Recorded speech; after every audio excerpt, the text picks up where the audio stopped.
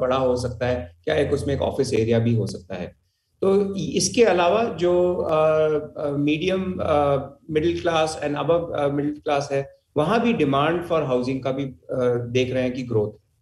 तो इस बजट में ये एक एक्सपेक्टेशन जरूर है कि जो डिडक्शन मिलता है हाउसिंग लोन पर, जो इंटरेस्ट का सेविंग मिलता है, क्या वो डिडक्शन बढ़ाया जा सकता है, क्या वो डिडक्शन डबल किया जा सकता है। इससे लोगों को प्रॉम्प्ट होंगे, वो सोचेंगे कि हाँ हम और हाउसिंग खुद खरीद सके, लोन ले सके। और लोन भी आजकल इंटरेस्ट रेट हम जैसे जानते हैं कि एकदम बॉटम लेवल पर है। तो ये एक अच्छा अपॉर्चुनिटी है एक सेक्टर को भी का ग्रोथ करवाने का, साथ में एक कंजम्पशन की तरफ पुश करने का कि हम लोन लेकर के एक घर ले और हम उसको आगे अपने हिसाब से यूज कर सकते हैं। We're also joined with Mr. Arun T. Ramchandani. He is Chair on FICCI Committee on Defence and Executive Vice President of Defence and Aerospace. Many thanks, Mr. Ramchandani, for joining us. Well, we have seen last 2 years, I'm just once again sort of, touching upon the aspect of the indigenous manufacturing sector. Defence sector, or to say the defence industry has been on the emphasis of the government. So where do you see this budget giving boost to that sector, especially when we're looking for increasing or enhancing our exporting capacity, sir? Thank you. So, if you look at it, defense spend is an imperative for the government. Right. And while that, puts pressure on the finance minister to allocate enough budget for the defense, it also provides an opportunity to boost the domestic industry. Defense capital expenditure, we see that the modernization requirements of the defense services would push for an increase in capital expenditure. And, typically in the past, a lot of the capital expenditure went towards import of defense equipment, which the government has made a conscious effort to change. The focus on indigenization, the focus on the domestic industry is growing. In the current year, we expect that over 60% of the government spend on defense capital goods would be from the domestic industry, and I expect this to grow. The government has made a commitment of about 15% growth year on year on the domestic production, and that would scale up the industry. It would also enable India to be more self-reliant because in a critical sector like defense, we have to build the capabilities in-house. What that calls for is a greater impetus on R&D and maybe tax incentives for R&D spend. It maybe production-linked incentives for scaling up defense manufacturing, incentives for the medium and small industries that form the tier 2 base of defense production. So I think the opportunities are plenty. The government's focus on indigenization, Atmanirbharta, I think is more than a slogan for the defense industry and presents a lot of opportunities for the finance minister to create a positive trickle-down effect in the economy while boosting our national security. Well, that's right, Preeti. And so that's really important aspect of any budget, and especially for any country to have enhanced spending on the defense sector, and more so when we're planning to increase our exports and going for the indigenous manufacturing. Preeti. और एक बार फिर से जो manufacturing और उद्योग जगत की हमने बात की है, एक बार फिर से मैं शिक्षा की तरफ वापस जाऊंगी, एजुकेशन को लेकर जब हम बात कर रहे थे अनिल अग्रवाल जी, क्योंकि ये एक ऐसा क्षेत्र है जिसने मैं कहूँ कि बिल्कुल ही तस्वीर पलट दी है इस पेंडेमिक के दौरान। कैसे हमने देखा कि घर से जो पढ़ाई है वो हो रही है, ऑनलाइन पढ़ाई किस तरह से बढ़ी है, और इसने जो गैप है एक तरह से गांव और शहरों का वो भी हमारे सामने रखा है कि कैसे गांव में पढ़ाई प्रभावित रही है और जिनके पास सुविधाएं हैं वो पढ़ाई अपने अच्छी तरह से जारी रख पाए हैं। तो एजुकेशन को लेकर, शिक्षा को लेकर आपको क्या लग रहा है, इस बार बजट क्या पूरी तरह से एक अलग तस्वीर हमारे सामने पेश कर सकता है? निश्चित रूप से माननीय प्रधानमंत्री जी ने शिक्षा को अपने शीर्ष एजेंडे में रखा है और आप देखिए कि जो इतने दिनों से पेंडिंग था, नई शिक्षा नीति भी लागू की गई है। और ये पूरी दुनिया के सामने एक कोविड में चैलेंज था, लेकिन हिंदुस्तान में जिस प्रकार से स्कूल्स में, कॉलेजेस ने उसको जारी किया है ऑनलाइन के माध्यम से, ये वास्तव में एक बहुत बड़ा अचीवमेंट है। और सरकारों ने भी, स्पेशली राज्य सरकारों ने, मैं उत्तर प्रदेश से आता हूँ, बच्चों को लैपटॉप्स दिए गए हैं, टैबलेट्स दिए गए हैं और उनके माध्यम से सारी स्कूली पढ़ाई हुई है। मैं खुद चूँकि एजुकेशन में हूँ तो मैं जानता हूँ थोड़ा दिक्कत ज़रूर है। और सबसे बड़ी जो प्रॉब्लम बच्चों के सामने आई है, स्कूल गोइंग में जो बहुत सारी चीज़ें हैं बच्चे सीखते हैं, शेयरिंग है, एटमॉस्फेयर है, वो सबसे ज़्यादा उन्होंने मिस किया है। सिलेबस से ज़्यादा उन्होंने जो बाकी सब टीचिंग्स हैं वो उन्होंने मिस की हैं। लेकिन नई शिक्षा नीति आने से बहुत सारी चीज़ों में सुधार हुआ है और मुझे लगता है कि जो नई शिक्षा नीति का जो मुख्य उद्देश्य है वो रोजगारी है। Skilling is the main focus जो नई शिक्षा नीति में है। नहीं, अभी तक प्रॉब्लम ये आती थी कि हमारे जो यूथ है, जैसा कि हमेशा चर्चा में भी आता है, कि वो डिग्री तो ले लेते हैं लेकिन स्किलिंग नहीं हो पाती उनकी और जो वो एम्प्लॉयबल नहीं हो पाते। अभी एक हमारे इंडस्ट्री के साथी ने भी ये कहा, तो उस पर भी हम लोग फोकस दे रहे हैं। और नेचुरली पैंडेमिक के पीरियड में वो चीज़ हम लोगों ने मिस की है, लेकिन definitely we are going to improve this. और इस बजट में शिक्षा का बहुत महत्वपूर्ण एक मुझे लगता है बजट में एक पार्ट होगा। और आने वाले समय में निश्चित रूप से नई शिक्षा नीति जब पूरी तरह से लागू हो जाएगी तो उसका बहुत फ़ायदा देश के युवाओं को होगा। और हम समझते हैं कि शिक्षा के लिए माननीय प्रधानमंत्री जी प्रतिबद्ध हैं कि किस प्रकार से देश के युवाओं को शिक्षित किया जाए, उनको एम्प्लॉयबल बनाया जाए। बिल्कुल। और इसके बाद श्याम जी आपके पास आऊंगी, लेकिन इससे पहले अब आधे घंटे से भी कम का वक्त है, बजट पेश होने वाला है। मेरे दो सहयोगी जुड़े हुए हैं, सूरज मोहन झा और कृति मिश्रा, संसद भवन परिसर से। सूरज, पहले आपके पास आऊंगी। क्या हलचल है, क्या सरगर्मियां है? कैबिनेट की मंजूरी की जो प्रक्रिया है, क्या वो पूरी हो गई है बजट को लेकर? सूरज, आप अगर मुझे सुन पा रहे हैं तो मैं समझना चाहूंगी इस समय क्या चल रहा है, किस तरह की सरगर्मियां हैं? जो कैबिनेट की मंजूरी ली जाती है बजट को संसद में पेश करने से पहले, वो प्रक्रिया पूरी हो चुकी है?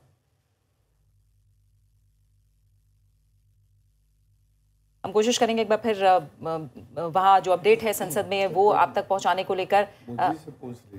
जी जी जी जी, श्याम जी बताइए। बताइए, इसके पहले ये कहा जा रहा था ना 10:10 का समय था लगभग कि इस दौरान होगा, और हमने तस्वीरें भी। I will be very happy if GDP goes high. I will be very happy if the nation flourishes. I'm from opposition. Don't think that everything I criticize. I will be very happy. But before education, we must go to the most basic, most fundamental sector of the country. Like agriculture, which is the base of the country. Agriculture is the base of the country. I must say, since last so many years, when this party is in power, the quantum of agriculture, if you count in terms of quantum, so in GDP, its share is increasing. But if you count it year by year, percentage-wise, it is stagnant. Rather, it is going down. First thing. Okay. And you know the condition of the farmers in this country. I need not say too many things here. You are seeing and you have seen. Secondly, in education, as compared to other countries, we are not spending that much percentage in education, which education should be. And similarly, in the health sector, if you leave apart the expenses allocated differently, separately for the COVID, we are nowhere. No, in health sector, we are not spending that much percentage of the budget amount which should be there. These, agriculture, education and health, these are three very broad and basic sectors of the economy and for the development of the nation. So I hope unless you put emphasis on these basic sectors, you are not going to do much. सुबह श्याम जी जो बात कह रहे हैं आपने सुनी है, और हम अगर देखें तो कृषि और ग्रामीण विकास जो दो बातें वो उस समय कह रहे हैं, मंशा जो सरकार की रही है वो अपने लक्ष्य तय करने की बात रही हो, चाहे वो 2022 में किसानों की आमदनी दुगनी करने की बात रही हो, ग्रामीण विकास को लेकर बात रही हो, आवास योजना की बात करें, पानी की बात करें, बिजली के कनेक्शन की बात करें, शिक्षा की बात करें, सरकार की मंशा जो रही है वो हमने देखी है, साफ रही है, साफ नियत से जो योजनाएं हैं वो लागू की गई हैं, और बजट में भी इसको लेकर हम बड़ी घोषणाएं देते हैं। इस बीच जो विपक्ष के जो सुझाव हैं उन्हें लेकर आप क्या कहेंगे? कि क्योंकि जब सत्र शुरू हुआ हमने देखा प्रधानमंत्री ने कहा कि एक अच्छे इंटेंशन के साथ चर्चा होनी चाहिए और तमाम चीजों पर चर्चा संसद के अंदर भी होगी। कुल मिलाकर ये जो स्थितियां हैं उसे लेकर आप बजट की घोषणाओं को कैसे देखते हैं कि हर एक को खुश एक साथ नहीं किया जा सकता, लेकिन मंशा को हम कैसे समझेंगे? और मैं ये कहना चाहता हूं कि हम ये अच्छी तरह समझे कि पिछले 2 साल का कोविड का वार पीस टाइम में किसी भी अर्थव्यवस्था के लिए, और सिर्फ भारत ही नहीं दुनिया के करीब हर देश में, ये सबसे बड़ा डिसरप्शन रहा है। इस डिसरप्शन को श्याम जी आप भी रखिएगा अपनी बात, आप भी रखिएगा एक बार। इस डिसरप्शन से निकलने में सबसे पहले जो कदम आजमाने चाहिए वो इस बारी बजट में हमारी लक्ष्य होनी चाहिए। बहुत सारे सेक्टर्स के बहुत सारे मांगे होंगे, लेकिन रिपेयर ऑफ द इकोनॉमी यानी कि सेफ्टी नेट सबसे गरीबों का जो क्रम शुरू हो गया, जो क्रम चल रहा था जिसका आपने जिक्र किया, जैसे अन्य योजना का, इंश्योरेंस योजना, मेडिकल हेल्थ इंश्योरेंस, ये सब चीज़ें, इन पर पैसे देना। दूसरी बात है इंफ्रास्ट्रक्चर में जो ज़रूरत है उस पर खर्च करना। ये दोनों ही बजट का सबसे बड़ा लक्ष्य हैं, और मैं करीब एब्सोल्युटली सर्टेन हूँ कि इसी पे ही खर्च ज़्यादा होंगे, और वो होना ही चाहिए क्योंकि ये रिकंस्ट्रक्शन का टाइम है। बाकी बहुत सारी चीज़ों पे खर्च करने का या प्रावधान करने का समय आएगा, लेकिन अभी 2022 में ये एक ऐसा मोड़ है जो भारतीय अर्थव्यवस्था में कभी भी नहीं आया था, और इस चीज़ को अगर हम समझ के चले तो फिर हम बजट को समझ सकते हैं, क्योंकि ये कोई ग्रैंड स्टैंडिंग यानी कि हमने इसमें इतने पैसे दे दिए और इसमें बहुत इजाफा हो गया, इसका समय अभी नहीं है। भारत के हर 100 रुपये में से 40 रुपया ब्याज पर खर्च हो रहा है। टैक्स जीडीपी रेशियो सिर्फ 10% है, यानी कि खर्च और रिसीट्स में बहुत बड़ा अंतर है, और इसके बीच में कोविड का वार। तो ये चीज़ को समझ करके हमें पूरे खर्च के जो पूरे प्रणाली है, पूरे जो सिस्टम्स है, पूरे जो पैटर्न है, उसको समझना पड़ेगा। इसलिए किस सेक्टर को कितना छोटा सा बड़ा मिला, वो उससे भी ज़्यादा ये जो लार्जर पिक्चर है जो वो चीज़ को देखना बहुत ज़रूरी है। और ये पूरा बजट का ये कोई मतलब इसमें कोई स्कीम्स वगैरह उसके हिसाब से अगर ना देखा जाए, ये रिपेयर जॉब किस हद तक इसको पूरा किया जा रहा है, किस तरफ इकोनॉमी को आगे लिया जाएगा, वही इस बारी का सबसे बड़ा लक्ष्य रहेगा। और उसी पर मैं ठीक है, एक छोटा सा अपडेट हम संसद भवन परिसर से ले लेते हैं रजत। श्याम जी आएंगे आपके पास। सूरज मोहन झा हमारे सहयोगी जुड़े हुए। सूरज बताइए हमें, अभी कैबिनेट की मीटिंग खत्म हो गई है, फिलहाल क्या सरगर्मियां हैं, क्या अपडेट है वहां से? बिल्कुल प्रीति, अगर हम बजट की बात करें इस साल के, तो वित्त मंत्री निर्मला सीतारमण अपना चौथा बजट आज लोकसभा में पेश करने जा रही हैं। और जो परंपरा रही है बजट की कॉपी के साथ राष्ट्रपति के साथ से मुलाकात की जाती है, वो अपने दोनों एमओएस के साथ उन्होंने राष्ट्रपति जी से मुलाकात की। उसके बाद हमने देखा संसद भवन परिसर में कैबिनेट की बैठक हुई जिसमें प्रधानमंत्री खुद मौजूद थे। वहाँ पर बजट को कैबिनेट ने अपनी मंजूरी दी है। इसके बाद अब जब लोकसभा बैठेगा तो वित्त मंत्री निर्मला सीतारमण अपना चौथा बजट लोकसभा में पेश करेंगी। जिस तरह से हमने आर्थिक सर्वेक्षण देखा था प्रीति, उसमें जिस बताया गया है एक लार्ज स्केल पर जो वैक्सीनेशन हुआ है और तमाम योजनाएं जो चली हैं उससे बाजार में आर्थिक जगत में एक सकारात्मक बदलाव आ रहा है। और उस वजह से इस बार सकल घरेलू उत्पाद 8 से 8.5% रह सकता है। जिस तरह से आर्थिक सर्वेक्षण ने बताया है कि कृषि क्षेत्र में जो महामारी रही, कोरोना महामारी, उसका प्रभाव बहुत ही कम रहा है। तो उसके भी परिणाम उसको लेकर हमें योजनाएं और जो कुछ घोषणाएं हैं वो इस बजट में देखने को मिल सकती हैं। सेवा क्षेत्र में हमने देखा है कोरोना का सबसे ज्यादा प्रभाव रहा है। तो हम आपके पास फिर से आएंगे। We are still joined with Deepshikha Sikarwar. Deepshika, we're just 18 minutes away from the budget speech. I have a very straight question to you. Consumer spending. What stimulus is required to enhance, to increase, to give boost to consumer spending? Because that happens to be the nerve center of any economy, especially the developing economy. Deepshika. So, we've seen, and the all-round expectation is that, the government would unveil some steps to support demand, which is needed because if we want the private sector investment to come in, we need that demand to be supported going forward. But what kind of measures can we expect?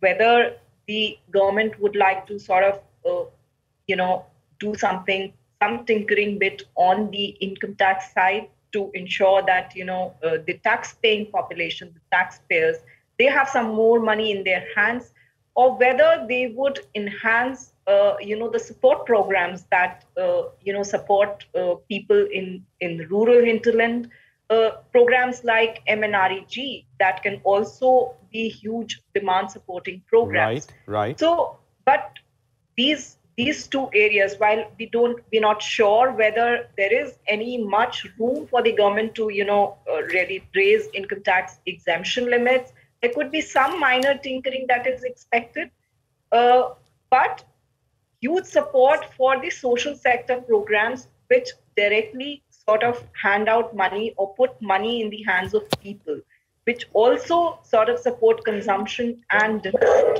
in the long run. Right. That are likely out in the budget.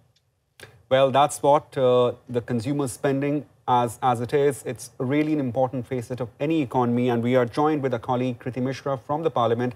Kriti, I know you have squeezed in a little bit of time before you rush in to the chamber.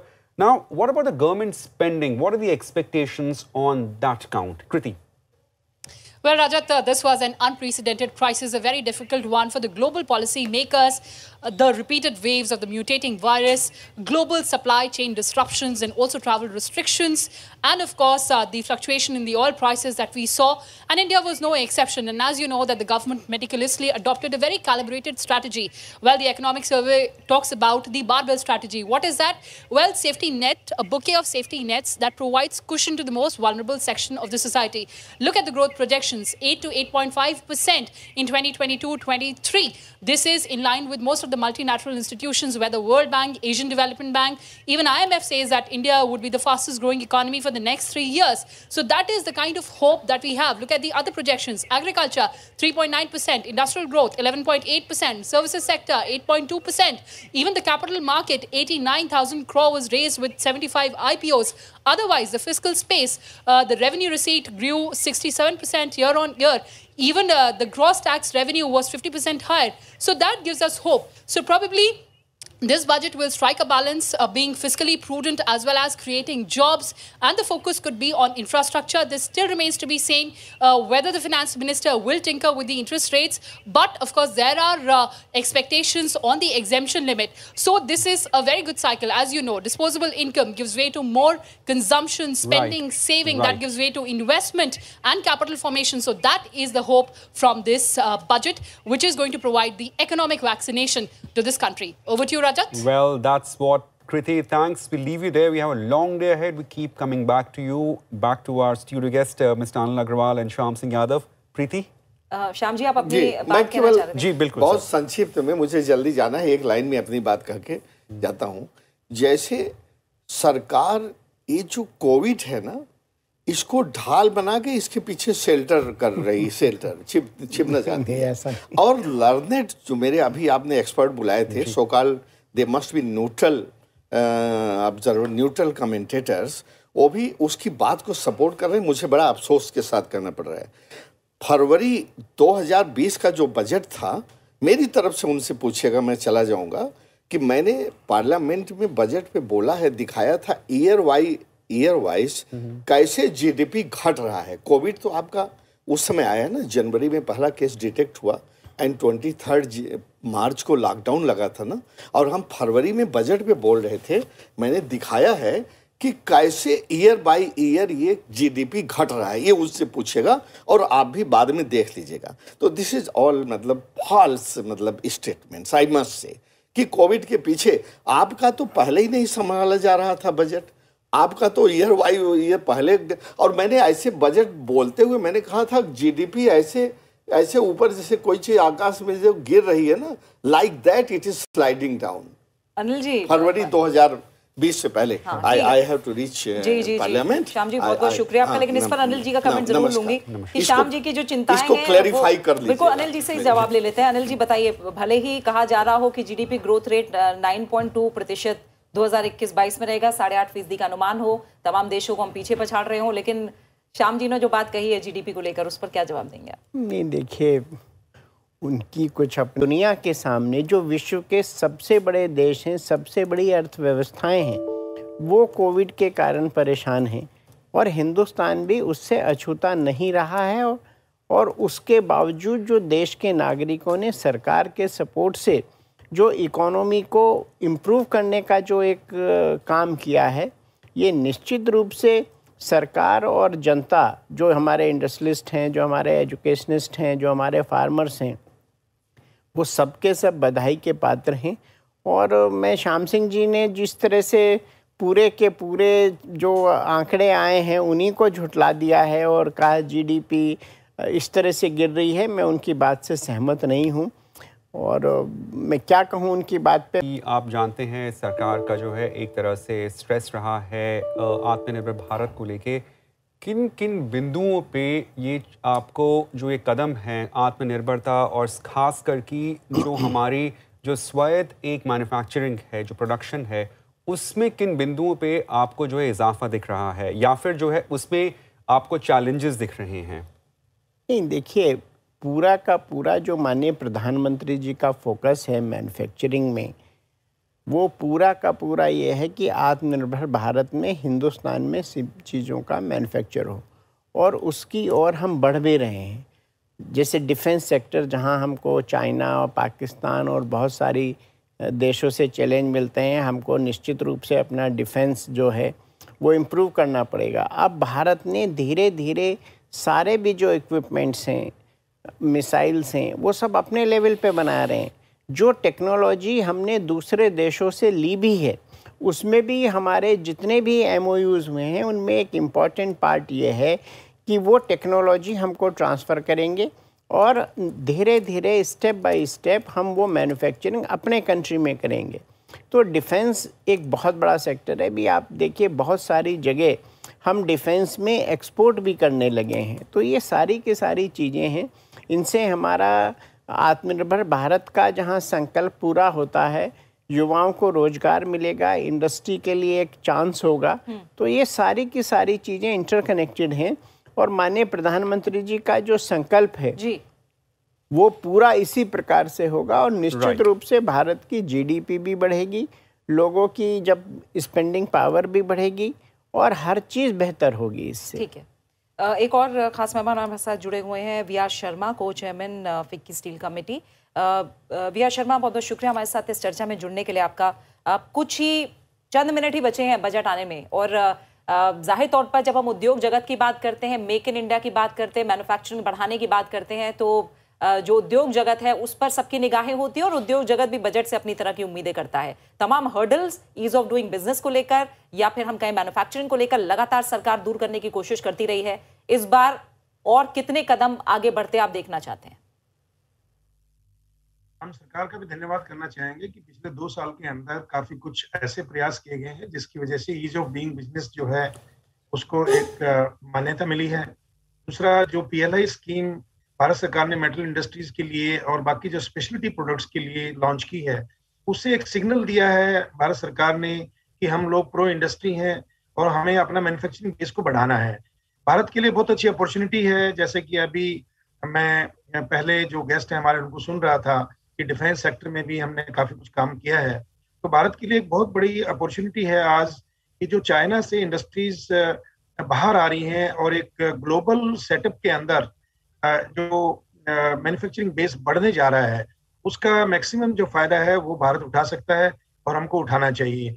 हमारे पास geographically बहुत कुछ है, लेकिन हमारे को कुछ एक ऐसे सजेशंस हमारे हैं जो कि हम टाइम टाइम पर देते रहे हैं कि hydrogen generation, green energy, hydro electric power plants, इनके ऊपर सरकार को थोड़ा और ध्यान देना पड़ेगा। इसी प्रकार से जो हमारे वर्कर्स हैं, जो हमारी मैन पावर है, उसको हमें उनका स्किल सेट करना पड़ेगा।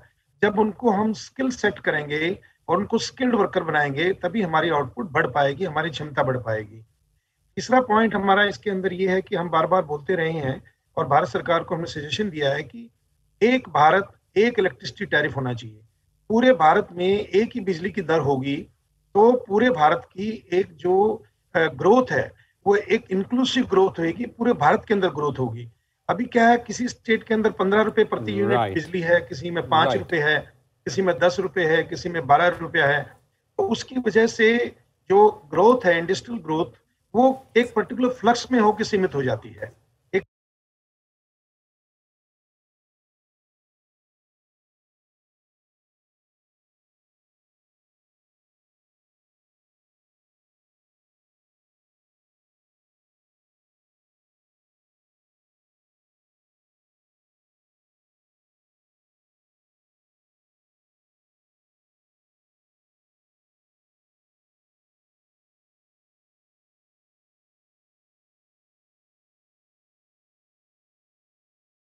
पर्टिकुलर सिटीज में ही होकर सीमित हो जाती है।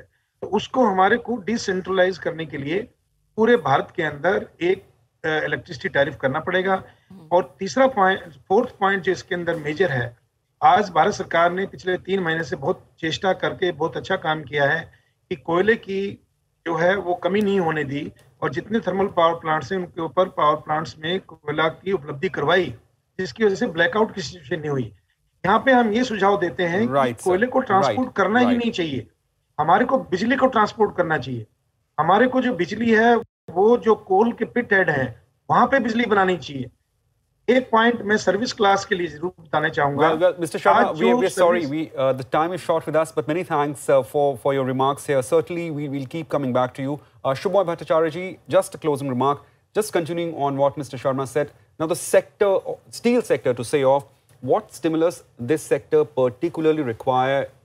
Cuts in the import duty. Also, we have seen this sector is mired with increasing raw material cost. Shubhoy, closing remarks. Yes, steel obviously, but we have been doing rather well last year thanks to some of the supply disruptions. But I think the best thing that should happen for this sector and for most sectors is that the supply disruptions that's happening across the world, they come to an ease. You know, the container supply, for instance, of course, steel doesn't need that. Across globally has actually is not rising.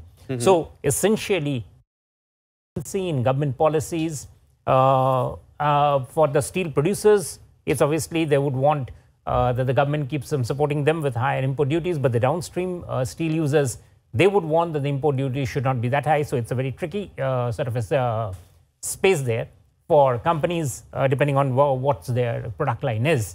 But essentially, again, as I said, the industrial sector with the we'll be interested in seeing, for instance, what the government's next thought is on PLI, production-linked incentives. You know, these are the sort of major steps that the government has taken to push Atmanirbhar Bharat, and we would want to see a more traction or discussion on these sort of issues. ठीक है, और इस समय हम दीपशिखा सिकरवार से भी एक comment लेंगे। दीपशिखा, क्योंकि नजरें बजट के पहले शेयर मार्केट पर भी लगातार होती है, जैसे मैंने पहले भी जिक्र किया था, कल भी जो शेयर मार्केट ने एक तरह से उछाल देखा गया और आज एक बड़ा उछाल हम देख रहे हैं फिलहाल शेयर मार्केट में, तो इसे कैसे समझा जाए? मेरा ख्याल है कि जो इंडिकेशन कल इकोनॉमिक सर्वे ने दिया कि ऐसी आशा की जा रही है कि सरकार के पास एक तो फिस्कल रूम है कैपिटल एक्सपेंडिचर को बढ़ाने के लिए, तो मार्केट्स जो है इस ही इंडिकेशन को समझ रहे हैं कि फिस्कल टाइटनिंग जो है एकदम से नहीं होगी, सरकार अभी ग्रोथ को सपोर्ट करने के लिए ही मेजर्स उठाएगी और कैपिटल एक्सपेंडिचर में ज्यादा फोकस रहेगा। तो आप देख रहे हैं कि जो इंफ्रास्ट्रक्चर स्टॉक्स हैं वो काफी अच्छा उन्होंने कल भी परफॉर्म किया था, आज भी जो है उनमें बढ़ोतरी दिखाई दे रही है। तो और दूसरा जो मार्केट्स जो सिग्नल ले रहे हैं, हो सकता है कि capital taxation, capital gains tax के ढांचे में कुछ उसको सिंप्लीफाई किया जाए, उसमें कुछ बदलाव दीपिका, आए। माफ कीजिएगा आपको ये रोक रही हूँ क्योंकि अब हमें सीधा रुक करना पड़ेगा। सीधा संसद की कार्रवाई अब 11 बजे से शुरू होनी है। आपका दीपिका बहुत बहुत शुक्रिया, शुभमोय आपका भी बहुत बहुत शुक्रिया हमारे साथ इस चर्चा में बातचीत में शामिल होने के लिए। और फिलहाल आइए, ठीक 11 बजे संसद की कार्रवाई शुरू हो रही है। आज आम बजट 2022-23 पेश किया जाएगा, सीधा प्रसारण संसद से थोड़ी देर में।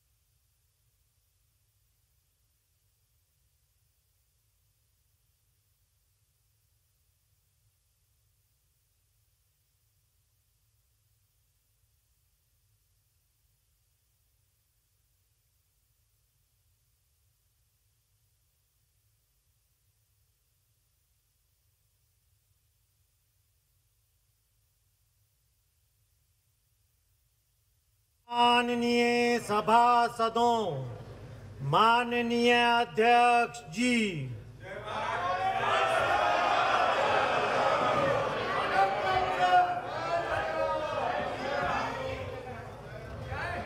माननीय सदस्यगण, जैसा आपको समाचार 2 के भाग के माध्यम से पहले ही सूचित किया जा चुका है कि माननीय मंत्री जी द्वारा बजट प्रस्तुत किए जाने के पश्चात इसकी प्रतियां आपको मेंबर पोर्टल के माध्यम से उपलब्ध करा दी जाएगी।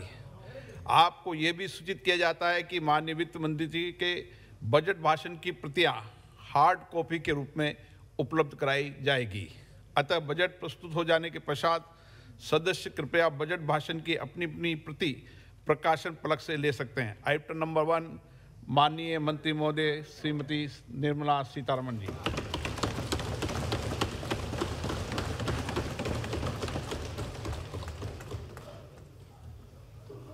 मंत्री जी आज डिजिटल बजट पढ़ रही हैं।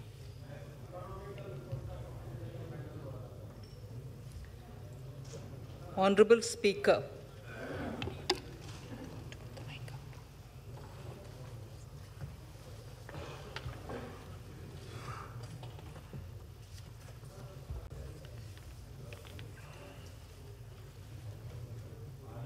Honorable Speaker, sir, I present the budget for the year 2022-23.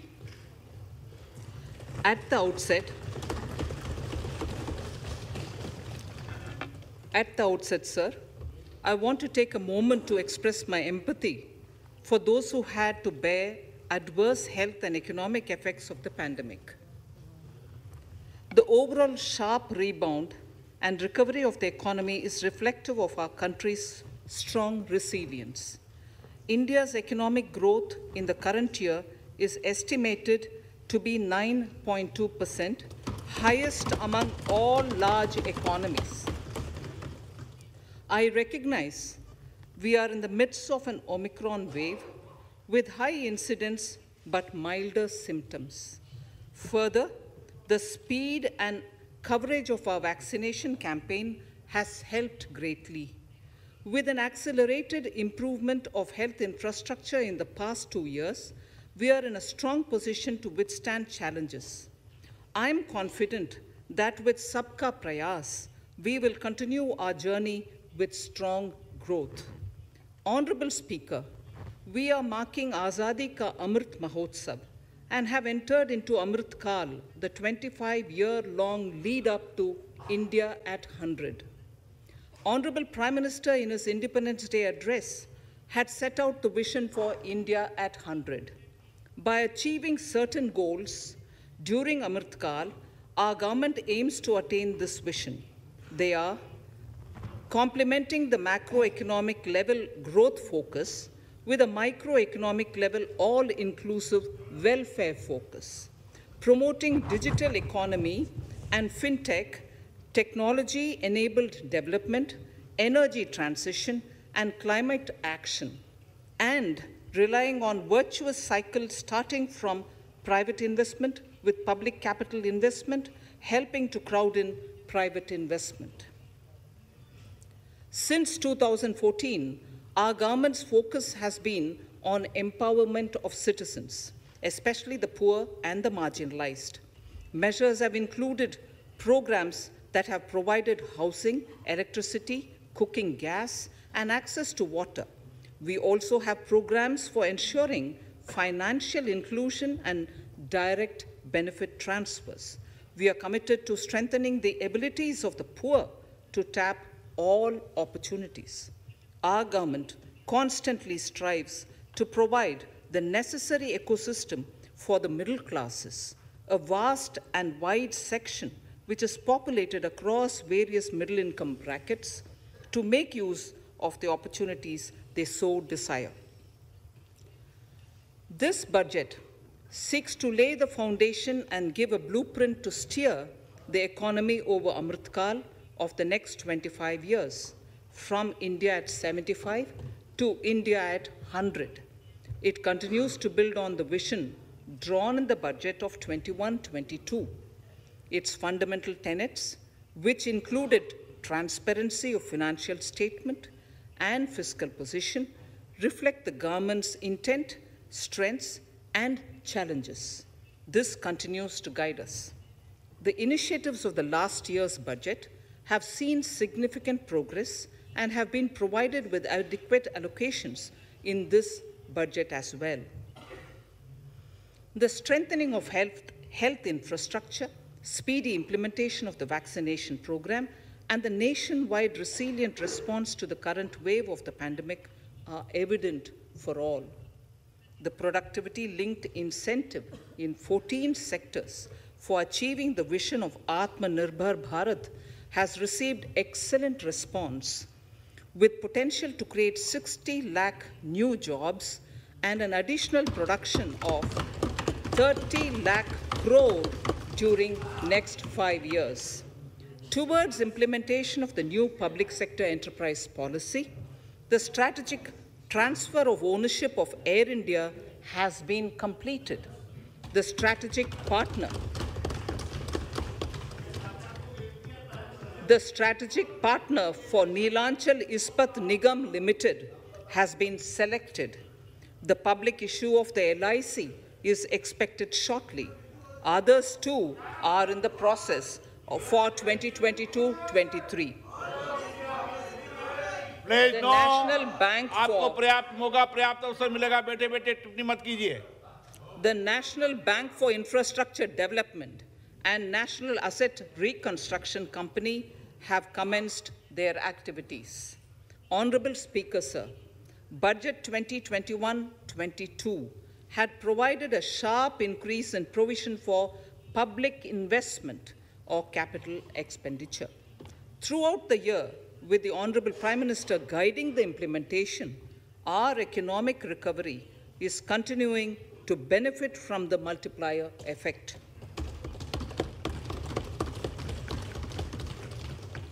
This budget continues to provide impetus for growth. It lays a parallel track of 1.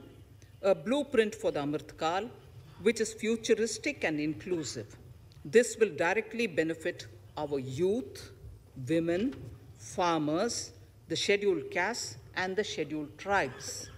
And number 2, big public investment. Number 2, big public investment for modern infrastructure, readying for India at 100. This shall be guided by PM Gati Shakti and be benefited by the synergy of multimodal approach.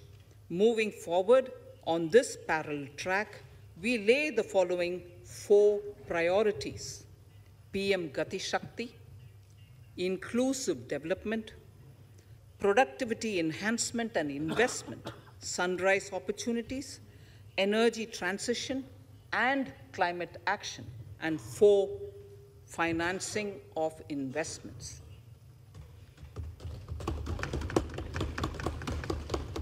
PM Gati Shakti.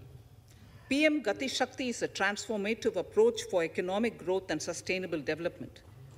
The approach is driven by 7 engines, namely roads, railways, airports, ports, mass transport, waterways, and logistics infrastructure. All 7 engines will pull forward the economy in unison.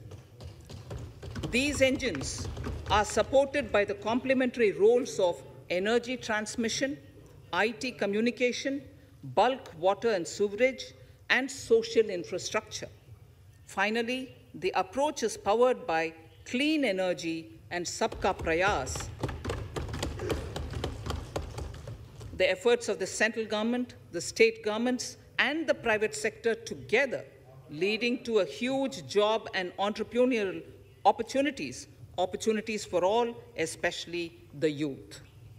PM Gati Shakti Master Plan, National Master Plan, the scope of PM Gati Shakti National Master Plan will encompass the 7 engines for economic transformation, seamless multimodal connectivity, and logistics efficiency.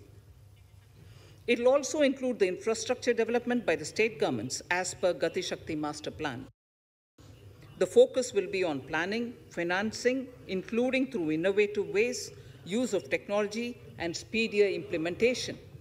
The projects pertaining to these 7 engines in the national infrastructure pipeline will be aligned with PM Gati Shakti framework. The touchstone of the master plan will be world-class modern infrastructure and logistics synergy among different modes of movement, both of people and goods, and location of projects. This will help raise the productivity and accelerate economic growth and development. Road transport. PM Gati Shakti Master Plan for expressways will be formulated in 22-23 to facilitate faster movement of people and goods. The national highways network will be expanded by 25,000 kilometers in 2022-23. 20,000 crores of rupees will be mobilized through innovative ways of financing to complement the public resources. The data exchange among all mode operators will be brought on unified logistics interface platform designed for application programming interface. This will provide for efficient movement of goods, through different modes, reducing logistics cost and time, assisting just-in-time inventory management, and in eliminating tedious documentation. Most importantly, this will provide real-time information to all stakeholders and improve international competitiveness. Open source mobility stack for organizing seamless travel of passengers will also be facilitated. Contracts for implementation of multimodal logistic parks at 4 locations through PPP mode will be awarded in 22-23. Railways will develop new products and efficient logistic services for small farmers and small and medium enterprises, besides taking the lead in integration of postal and railways network to provide seamless solutions for movement of parcels. One station, one product concept will be popularized to help local businesses and supply chains. As a part of Atmanirbhar Bharat, 2,000 kilometers of network will be brought under Kavach, the indigenous world-class technology for safety and capacity augmentation in 2022-23. 400 new generation Vande Bharat trains will better energy efficiency and passenger riding experience will be developed and manufactured during the next 3 years. 100 PM Gati Shakti cargo terminals for multimodal logistics facilities will be developed during the next 3 years. Innovative ways of financing and faster implementation will be encouraged for building metro systems of appropriate type at scale. Multimodal connectivity between mass urban transport and railway stations will be facilitated on priority. Design of metro systems, including civil structures, will be reoriented and standardized for Indian conditions and needs. Parvat Mala, as a preferred ecologically sustainable alternative to conventional roads in difficult hilly areas, National Ropeways Development Program will be taken up on PPP mode. The aim is to improve connectivity and convenience for commuters, besides promoting tourism. This may also cover congested urban areas where conventional mass transit system is not feasible. Contracts for 8 such ropeway projects for a length of 60 kilometers will be awarded in 22-23. With technical support from the Capacity Building Commission, central ministries, state governments, and their infra agencies will have their skills upgraded. This will ramp up capacity in planning, design, financing, including innovative ways, and implementation management of the PM Gati Shakti infrastructure projects. Inclusive development, our second priority. Agriculture.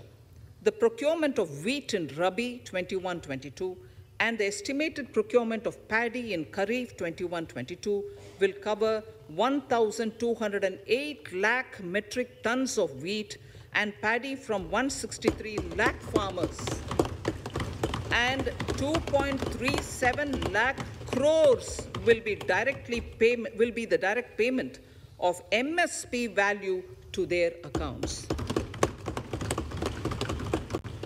Chemical-free natural farming will be promoted throughout the country with a focus on farmers' lands in 5-kilometer wide corridors along the river Ganga at the first stage. 2023 has been announced as the International Year of Millets. Support will be provided for post-harvest value addition, enhancing domestic consumption, and for branding millet products nationally and internationally. To reduce our dependence on import of oil seeds, a rationalized and comprehensive scheme to increase domestic production of oilseeds will be implemented. For delivery of digital and high-tech services to farmers, with involvement of public sector research and extension institutions, along with private agri-tech players and stakeholders of agri-value chains, a scheme in PPP mode will be launched.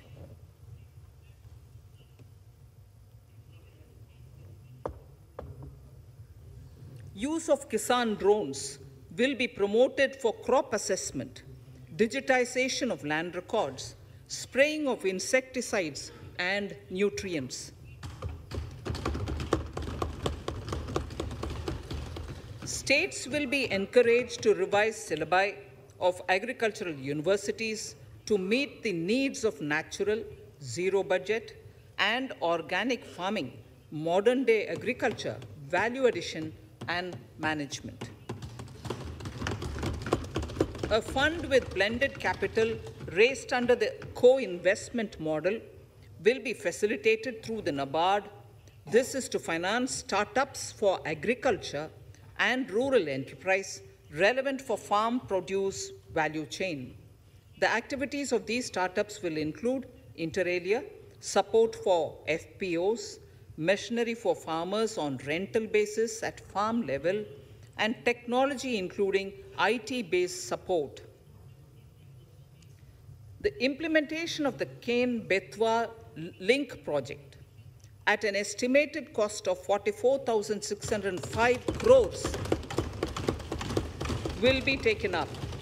This is aimed at providing irrigation benefits to 9.0 lakh hectare of farmers' lands, drinking water supply to 62 lakh people, 103 megawatt of hydro, 27 megawatt of solar power, allocations of 4,300 crores of rupees in the RE 21-22 and 1,400 crores of rupees in 22-23 have been made for this project. Honorable Speaker, sir, draft DPRs for 5 river links, namely Daman-Ganga Pinjal, Par-Tapi Narmada, Godavari Krishna, Krishna Pennar, and Pennar Kaveri have been finalized. Once a consensus is reached among the beneficiary states, the center will provide support for their implementation. For farmers to adopt suitable varieties of fruits and vegetables and to use appropriate production and harvesting techniques, our government will provide a comprehensive package with participation of state governments. MSMEs, Udyam, eShram, NCS, and ASEEM portals will be interlinked. Their scope will be widened.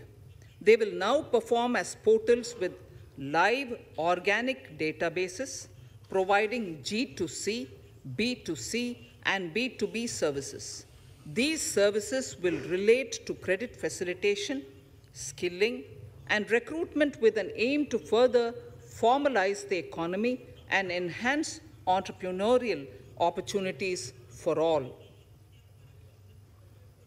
Emergency Credit Line Guarantee Scheme has provided the much needed additional credit to more than 130 lakh MSMEs. This has helped them mitigate the adverse impact of the pandemic. The hospitality and related services, especially those by micro and small enterprises, are yet to regain their pre-pandemic level of business. Considering these aspects, the ECLGS will be extended up to March 2023, and its guarantee cover will be expanded by 50,000 crores of rupees to total cover of 5 lakh crores.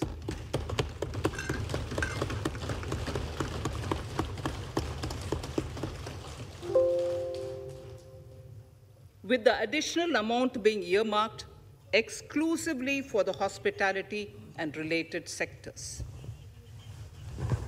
Credit Guarantee Trust for Micro and Small Enterprises, CGTMSE, scheme will be revamped with required infusion of funds. This will facilitate additional credit of 2 lakh crore for micro and small enterprises and expand employment opportunities.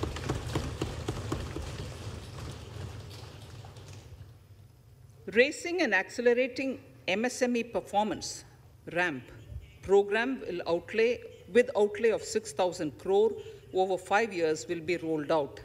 This will help MSME sector become more resilient, competitive, and efficient.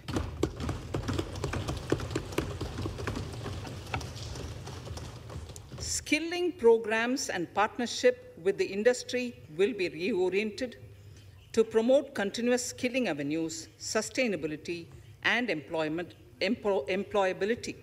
The National Skill Qualification Framework will be aligned with dynamic industry needs. Digital ecosystem for skilling and livelihood, the Desh Stack e-portal, will be launched. This aims to empower citizens to skill, reskill, or upskill through online training. It will also provide API-based trusted skill credentials, payment and discovery layers to find relevant jobs and entrepreneurial opportunities. Startups will be promoted to facilitate Drone Shakti through varied applications and for drone as a service. In select ITIs in all states, the required courses for skilling will be started. Due to the pandemic-induced closure of schools, our children, particularly in the rural areas and those from scheduled castes and scheduled tribes and other weaker sections, have lost almost 2 years of formal education. Mostly, these are children in government schools. We recognize the need to impart supplementary teaching and to build a resilient mechanism for education delivery. For this purpose, One Class, One TV channel program of PM E-Vidya will be expanded from 12 to 200 TV channels. This will enable all states to provide supplementary education in regional languages for classes 1 to 12.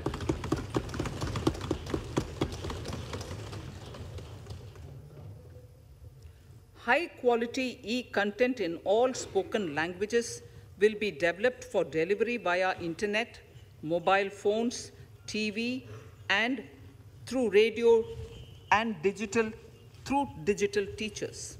A competitive mechanism for development of quality e-content by the teachers will be set up to empower and equip them with digital tools of teaching and facilitate better learning outcomes. A digital university will be established to provide access to students across the country for world-class quality universal education with personalized learning experience at their doorsteps. This will be made available in different Indian languages and ICT formats. The university will be built on a networked hub and spoke model, with the hub building cutting-edge ICT expertise. The best public universities and institutions in the country will collaborate as a network of hub and spoke. An open platform for the national digital health ecosystem will be rolled out. It will consist of digital registries of health providers and health facilities, unique health identity, consent framework, and universal access to health facilities. The pandemic has accentuated mental health problems in people of all ages. To better the access to quality mental health counseling and care services, a national tele-mental health program will be launched. This will include a network of 23 tele-mental health centers of excellence, with NIMHANS being the nodal center, and International Institute of Information Technology, Bangalore, IIIT Bangalore, providing technology support. Recognizing the importance of Nari Shakti as the harbinger of our bright future and for women-led development, during the Amritkal, our government has comprehensively revamped the schemes of the Ministry of Women and Child Development. Accordingly, 3 schemes, namely Mission Shakti, Mission Vatsalya, Saksham Anganwadi, and Poshan 2.0 were launched recently to provide integrated benefits to women and children. Saksham Anganwadis are a new generation Anganwadis that have better infrastructure and audio-visual aids,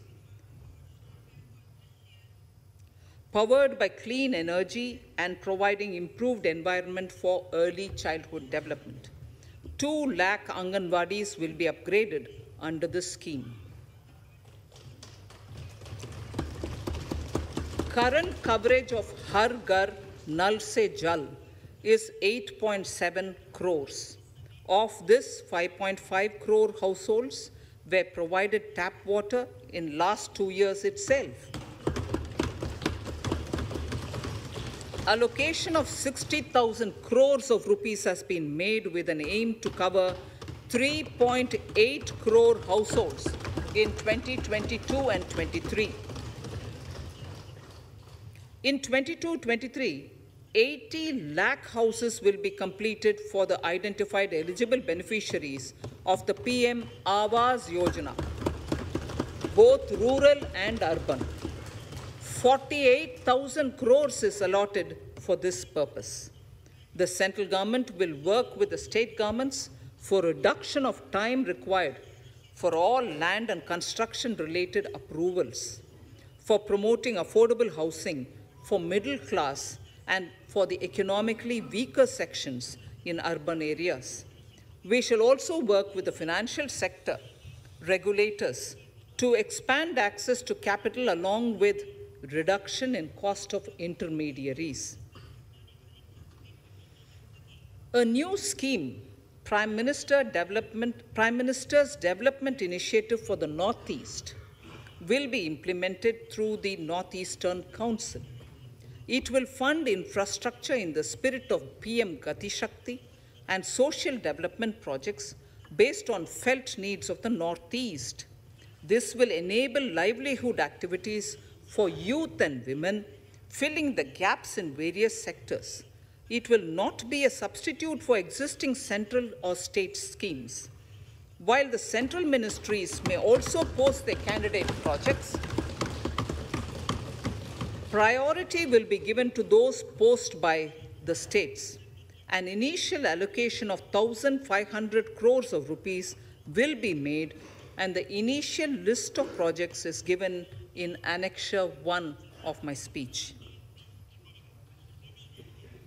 Our vision to improve the quality of life of citizens in the most backward districts of the country through Aspirational Districts program has been translated into reality in a very short span of time. 95% of those 112 districts have made significant progress in key sectors such as health, nutrition, financial inclusion, and basic infrastructure. They have surpassed even some of the state average values.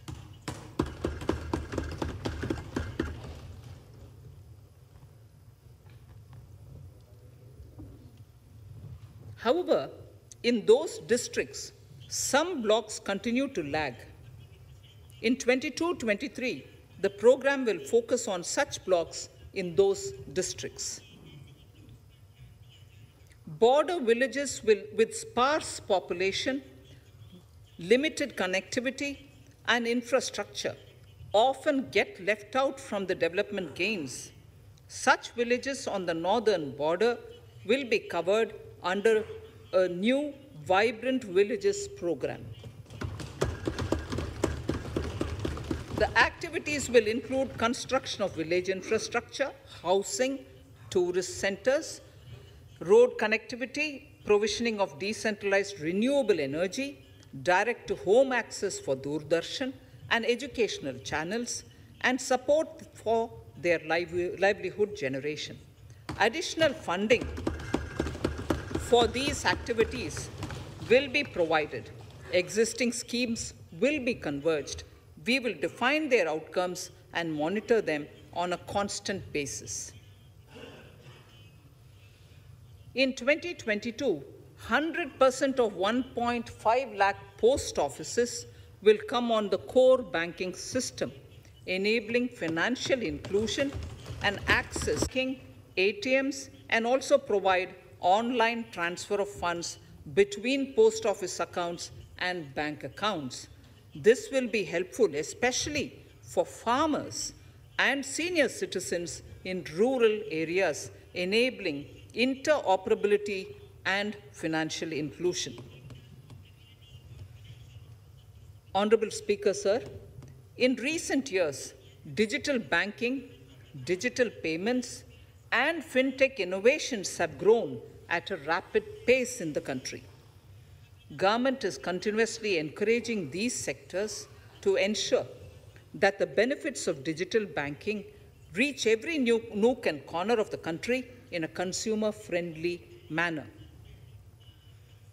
Taking forward this agenda and to mark 75 years of our independence, it is proposed to set up 75 digital banking units in 75 districts of the country by scheduled commercial banks. The financial support for digital payment ecosystem announced in the previous budget will continue in 22-23 as well. This will encourage further adoption of digital payments. There will also be a focus to promote use of payment platforms that are economical and user-friendly. Sir, I move to the next priority. In recent years, over 25,000 compliances were reduced and nearly 1,500 union laws were repealed. This is the result of our government's strong commitment for minimum government and maximum governance. 1,486 union laws were repealed.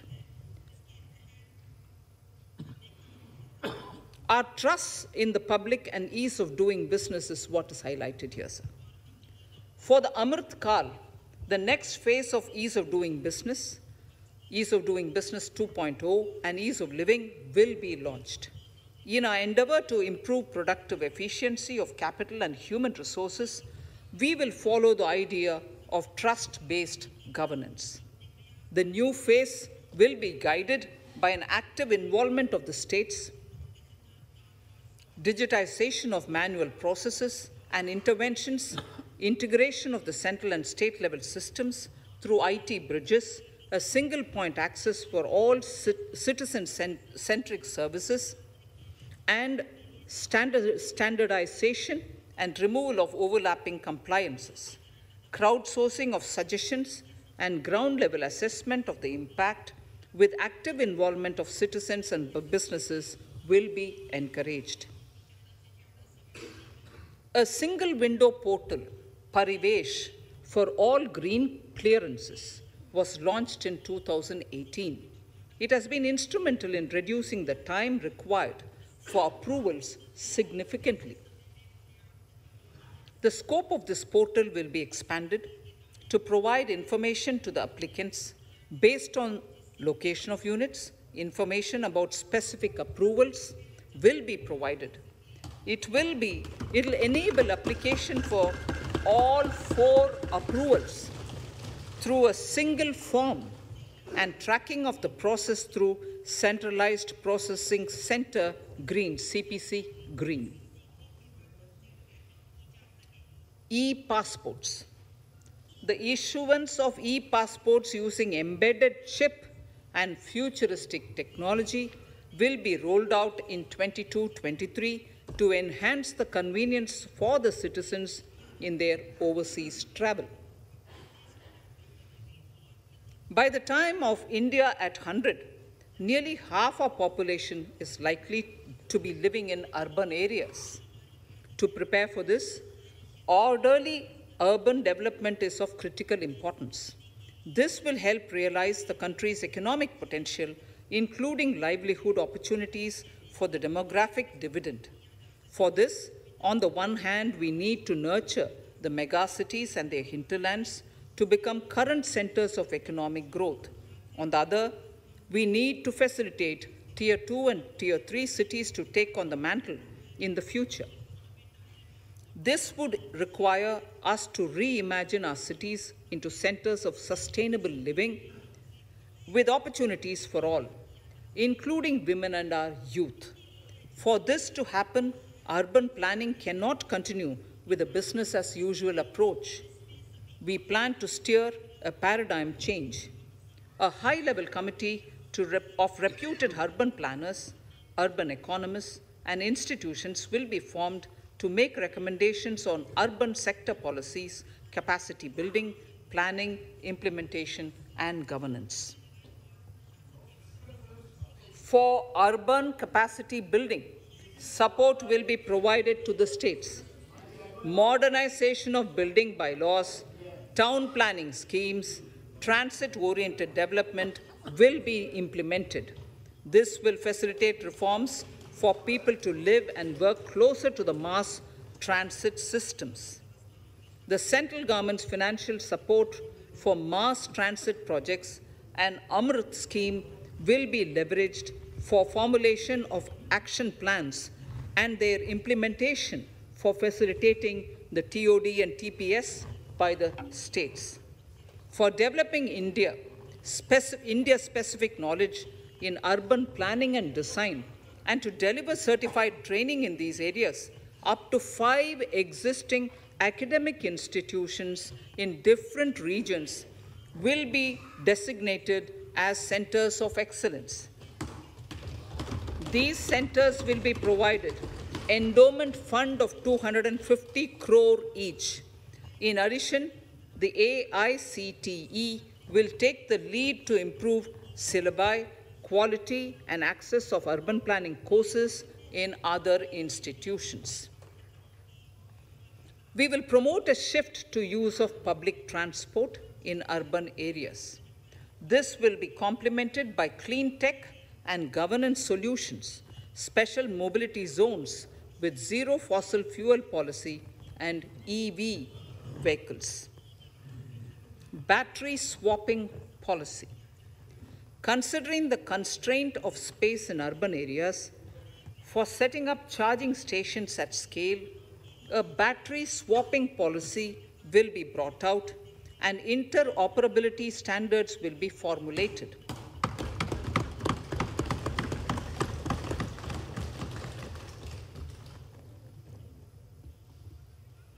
The private sector will be encouraged to develop sustainable and innovative business models for battery or energy as a service. This will improve efficiency in the EV ecosystem. Efficient use of land resources is a strong imperative. States will be encouraged to adopt unique land parcel identification number to facilitate IT-based management of records. The facility for transliteration of land records across any of the Schedule 8 languages will also be rolled out. The adoption of linkage with National Generic Document Registration System, NGDRS, with the One Nation, One Registration software will be promoted as an option for uniform process of registration and anywhere registration of deeds and documents. Necessary amendments in the code IBC will be carried out to enhance the efficiency of the resolution process and facilitate cross-border insolvency resolution. Accelerated corporate exit. Several IT-based systems have been established for accelerated registration of new companies. Now the Center for Processing Accelerated Corporate Exit, CPACE, will process re-engineering, will be established to facilitate and speed up the voluntary winding up of these companies from the currently required 2 years to less than 6 months. Government procurement. Government rules have recently been modernized for the needs of Amritkal. The new rules have benefited from the inputs from various stakeholders. The modernized rules allow use of transparent quality criteria besides cost and evaluation of complex tenders. Provisions have been made for payment of 75% of running bills mandatorily within 10 days and for encouraging settlements of disputes through conciliation. As a further step to enhance transparency and to reduce delays in payments, a completely paperless, end-to-end online e-bill system will be launched for use by all central ministries for their procurements. The system will enable the suppliers and contractors to submit online their digitally signed bills and claims and track their status from anywhere. To reduce indirect cost for suppliers and work contractors, the use of surety bonds as a substitute for bank guarantee will be made acceptable in government procurements. Business such as gold imports may also find this useful. IRDAI, insurance regulator, has given the framework for issue of surety bonds by insurance companies. AVGC Promotion Task Force. The animation, visual effects, gaming, and comic, the AVGC sector, offers immense potential to employ youth. An AVGC Promotion Task Force with all stakeholders will be set up to recommend ways to realize this and build domestic capacity for serving our markets and the global demand. Telecom sector. Telecommunications in general and 5G technology in particular can enable growth and offer job opportunities. Required spectrum auctions will be conducted in 2022 to facilitate rollout of 5G's mobile services within 2022-23 by private telecom providers. A scheme for design-led manufacturing will be launched to build a strong ecosystem for 5G as part of the production-linked incentive scheme. To enable affordable broadband and mobile service proliferation in rural and remote areas, 5% of annual collections under the Universal Service Obligation Fund will be allocated. This will promote R&D and commercialization of technologies and solutions. Our vision is that all villages and their residents should have the same access to e-services, communication facilities, and digital resources as urban areas and their residents. The contracts for laying optical fiber in all villages, including remote areas, will be awarded under the BharatNet project through PPP in 22 and 23. Completion is expected in 2025. Measures will be taken to enable better and more efficient use of the optical fiber. Export promotion.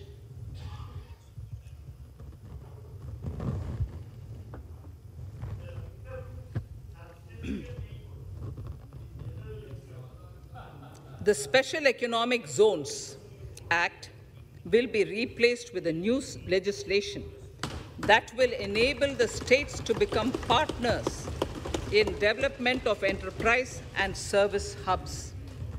This will cover all large existing and new industrial enclaves to optimally utilize available infrastructure and enhance competitiveness of exports. Atmanirbharta in defense. Our government is committed to reducing imports and promoting Atmanirbharta in equipment for the armed forces. 68% of the capital procurement budget will be earmarked for domestic industry in 22-23, up from 58% in 21-22. Defense R&D will be opened up for industry, startups, and academia, with 25% of defense R&D budget earmarked.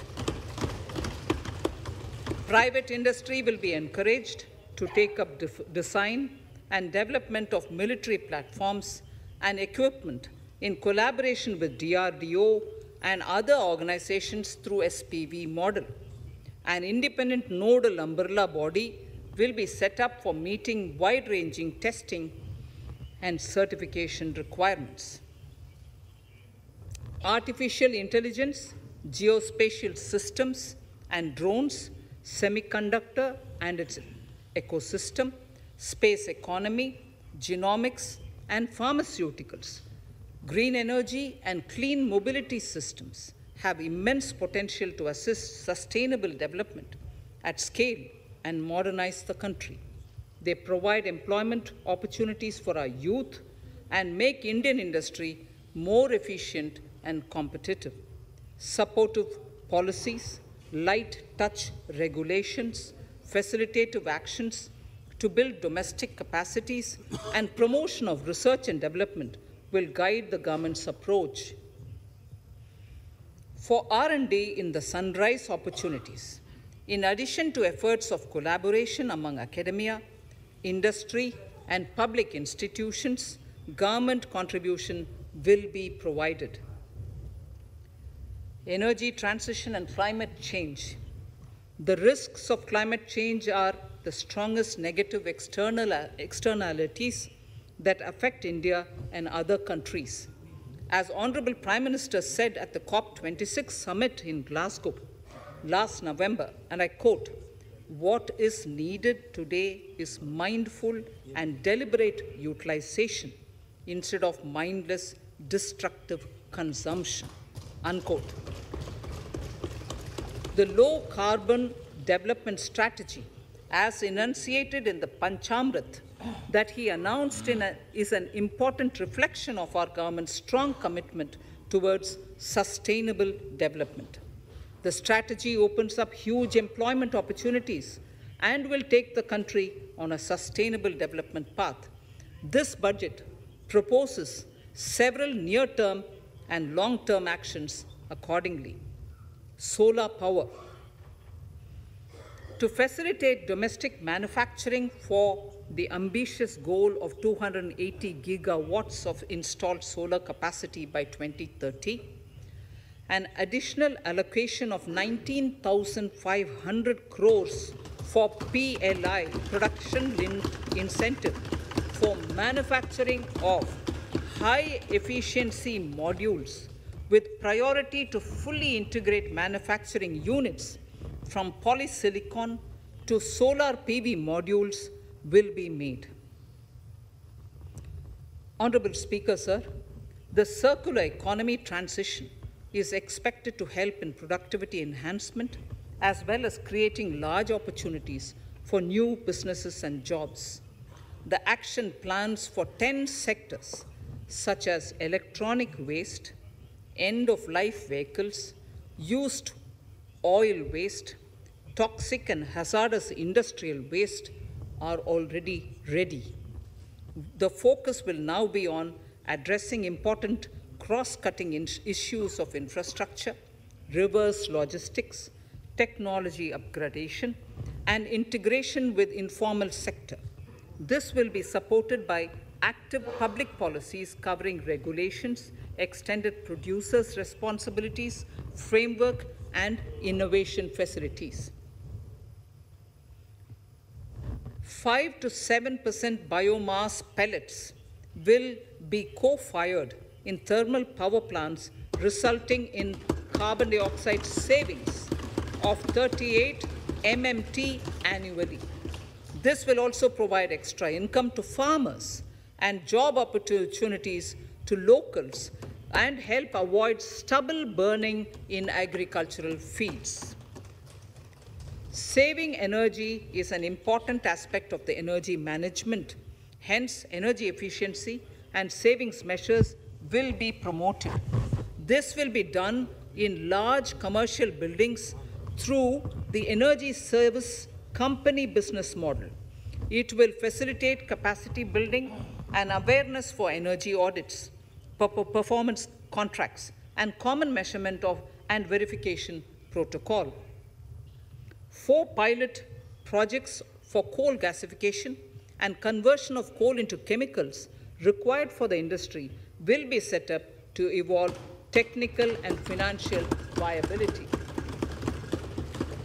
The policies and required legislative changes to promote agroforestry and private forestry will be brought in.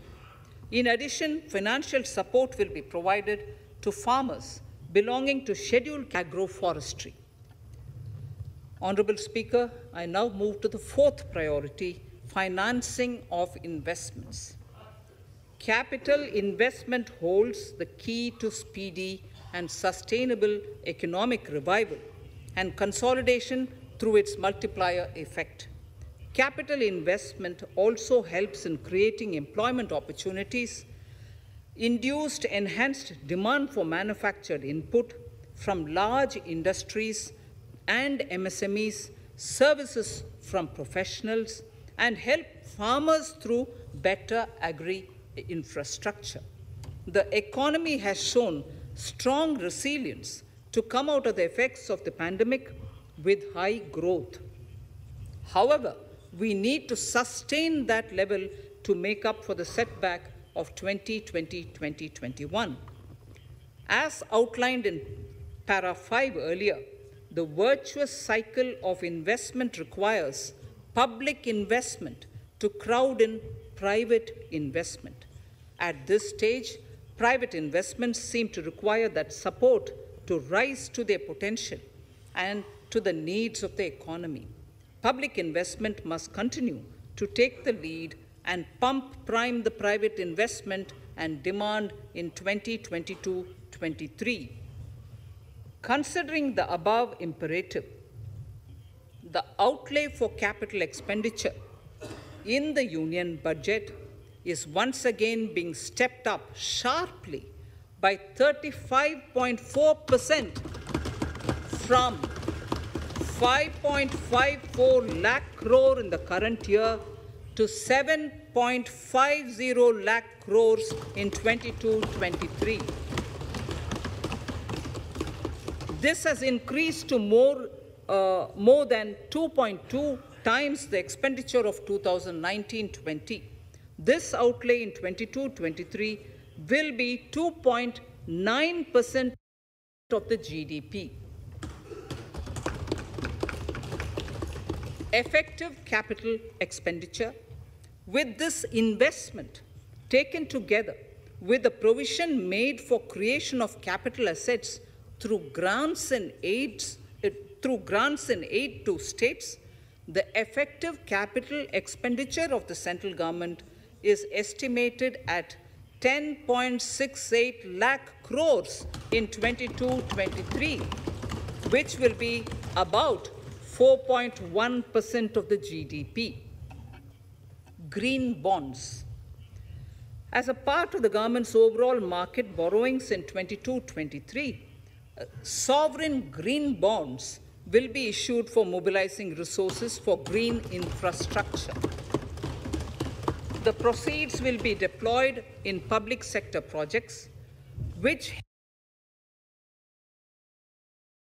help in reducing the carbon intensity of the economy. gift IFSC. World-class foreign universities and institutions will be allowed in the gift city to offer courses in the financial management, last year, fintech, facilitating science, one of the technology, largest engineering, and mathematics, free from domestic regulations. Scaling up this investment except requires those a by holistic the examination of IFSCA regulatory to facilitate and other availability of frictions. high-end human An resources expert committee for will be set financial up services to examine and and technology. suggest appropriate measures. An international Government-backed arbitration center will be set up in the gift city and for timely settlement of disputes under international creating a jurisprudence. multiplier effect. Services For services encouraging for global important capital, sundry sectors for such sustainable as climate and climate action, finance in the deep country tech, will be digital facilitated economy, in the pharma, gift city. and agri-tech, the government will promote these Infrastructure thematic status, funds for blended data centers finance, and with the energy government storage share systems, being limited to 20%, including dense and the charging funds being infrastructure managed by and private grid-scale fund battery managers. systems, will be included in the harmonized list For of infrastructure. financing This will the facilitate infrastructure credit needs, availability the stepping for up digital of public infrastructure investment and clean will energy need to be complemented by private capital at a significant scale. Measures will be taken to enhance financial viability of projects, including PPP, with technical and knowledge assistance from multilateral agencies.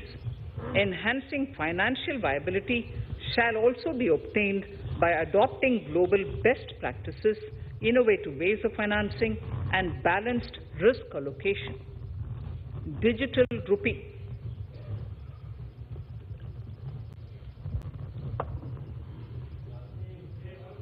Introduction of a central bank digital currency will give a big boost to digital economy.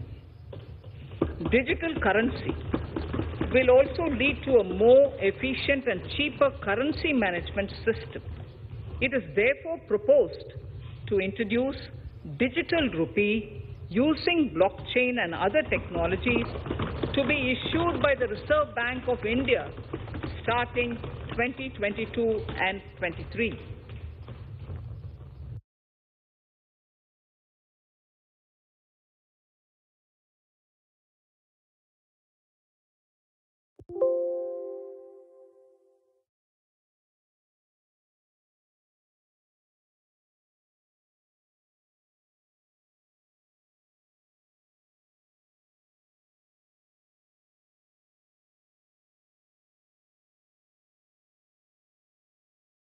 Financial assistance to states for capital investment.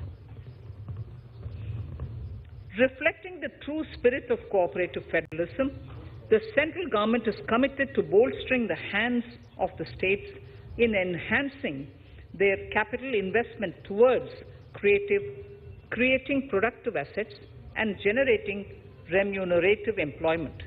The scheme for financial assistance to states for capital investment has been extremely well received by the states. In deference to the requests received during my meeting with the chief ministers and state finance ministers, the outlay for this scheme is being enhanced from 10,000 crores in the budget estimates to 15,000 crores in the revised estimates for the current year.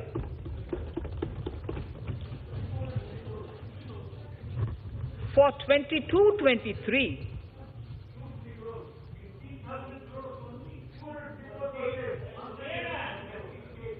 I'll repeat that sentence for the benefit of many of our honorable members. In deference to the requests received during my meeting with chief ministers and state finance ministers, the outlay for this scheme is being enhanced from 10,000 crores in the BE to 15,000 crores, 15,000 crores in the RE of the current year. For 22-23, the allocation is 1 lakh crores to assist the states in catalyzing the overall investments in the economy. These 50-year interest-free loans are over and above the normal borrowings allowed to the states, are over and above the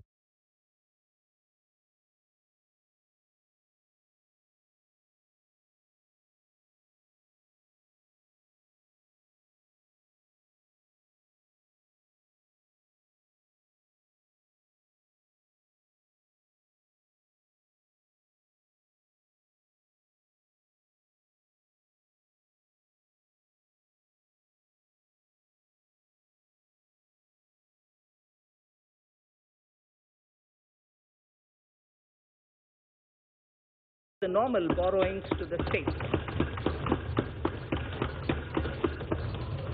This allocation will be used for PM Gati Shakti related and other productive capital investments of the states.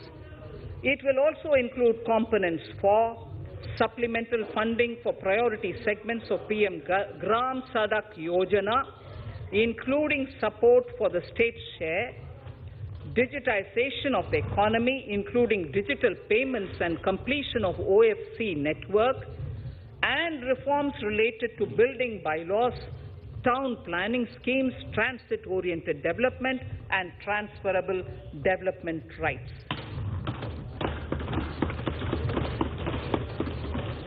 In 22-23, in accordance with the recommendations of the 15th Finance Commission, the states will be allowed a fiscal deficit of 4% of the GSDP, of which 0.5% will be tied to power sector reforms, for which the conditions have already been communicated in 21-22.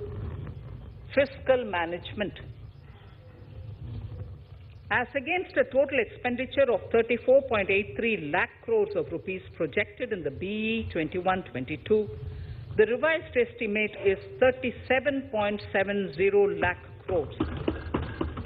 The revised estimate of capital expenditure is 6.3 lakh crores of rupees. This includes an amount of 51,971 crores towards settlement of outstanding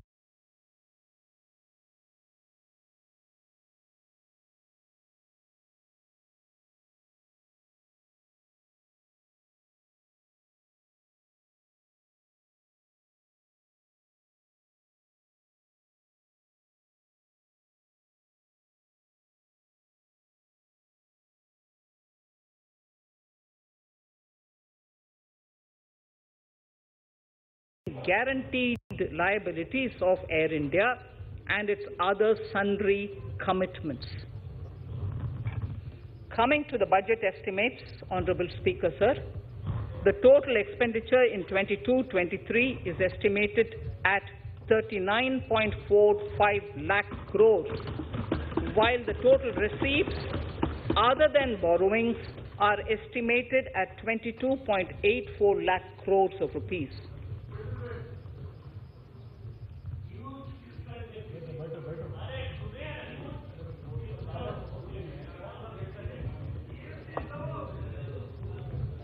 The revised fiscal deficit, Honorable Speaker, in the current year is estimated at 6.9% of the GDP, as against 6.8% projected in the budget estimates.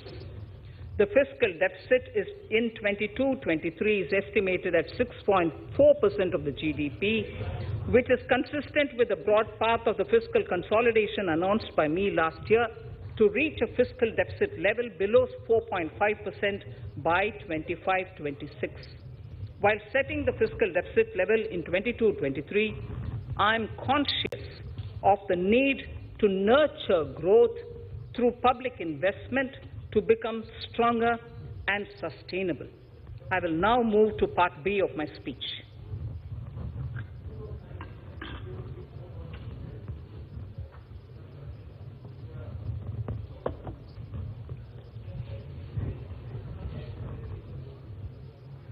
Direct tax. Honorable Speaker, sir, I take this opportunity to thank all the taxpayers of our country who have contributed immensely and strengthened the hands of the government in helping their fellow citizens in this hour of need. So I have brought in a little verse from the Mahabharata. I wouldn't spend more time reading because I would like the speech to get enough time. However, the substance of it is the king must make arrangements for yoga kshema, which is the welfare of the populace, by way of abandoning any laxity and by governing the state in line with dharma, along with collecting taxes which are in consonance with dharma. This is Mahabharata Shanti Parva Adhyaya.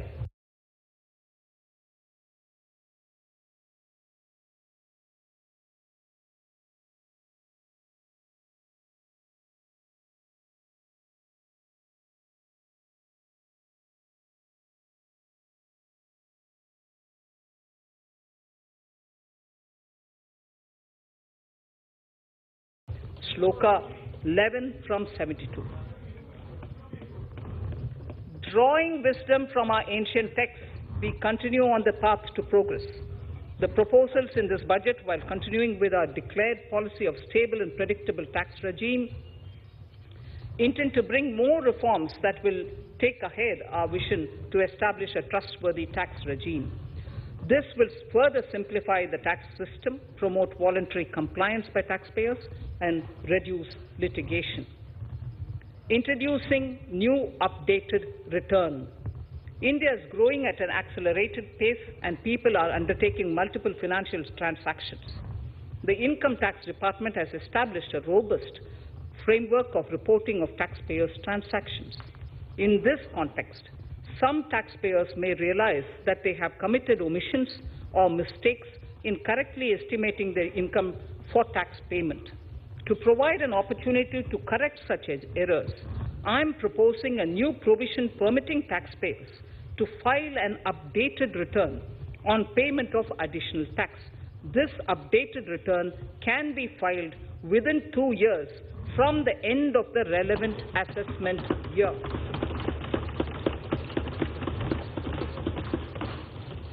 Honorable Speaker, sir, presently, if the department finds out that some income has been missed out by an assessee, it goes through a lengthy process of adjudication.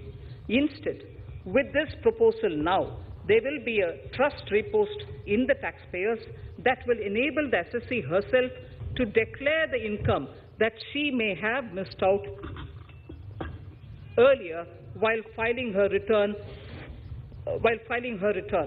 Full details of the proposal are given in the finance bill. It is an affirmative step in the direction of voluntary compliance.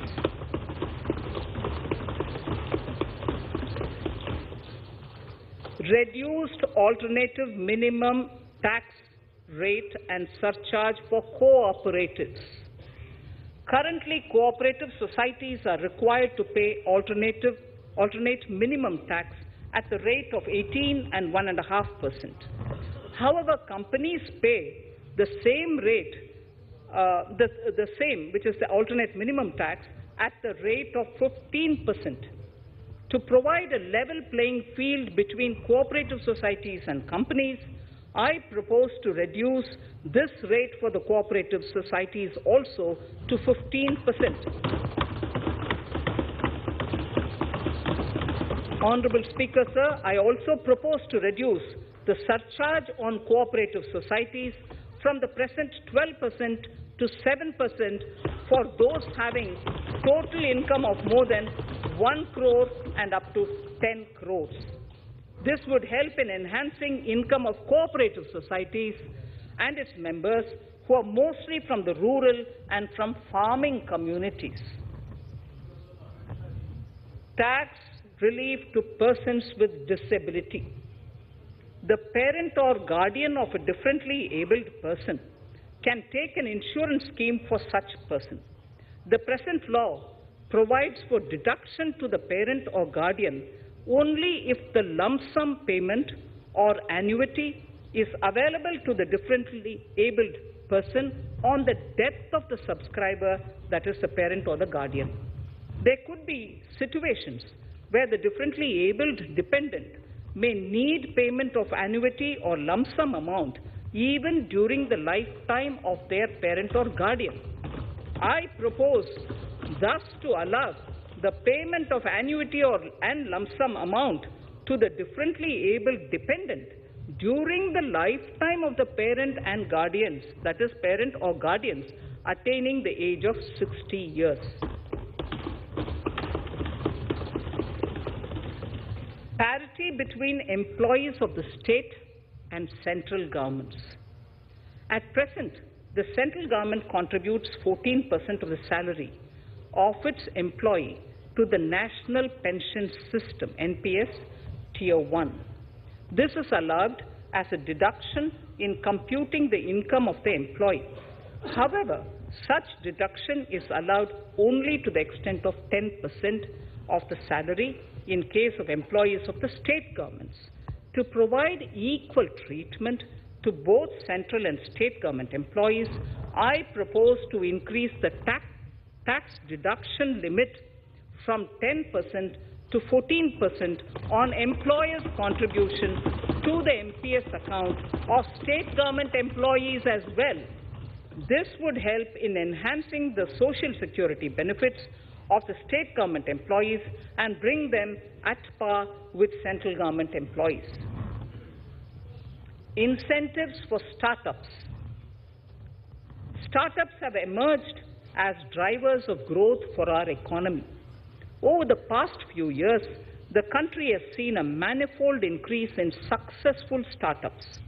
Eligible startups established before 31/3/2022 had been provided a tax incentive for 3 consecutive years out of the 10 years from incorporation. In view of the COVID pandemic, I propose to extend the period of incorporation of the eligible startup by 1 more year, that is, up to 31/3/2023, for providing such tax incentives.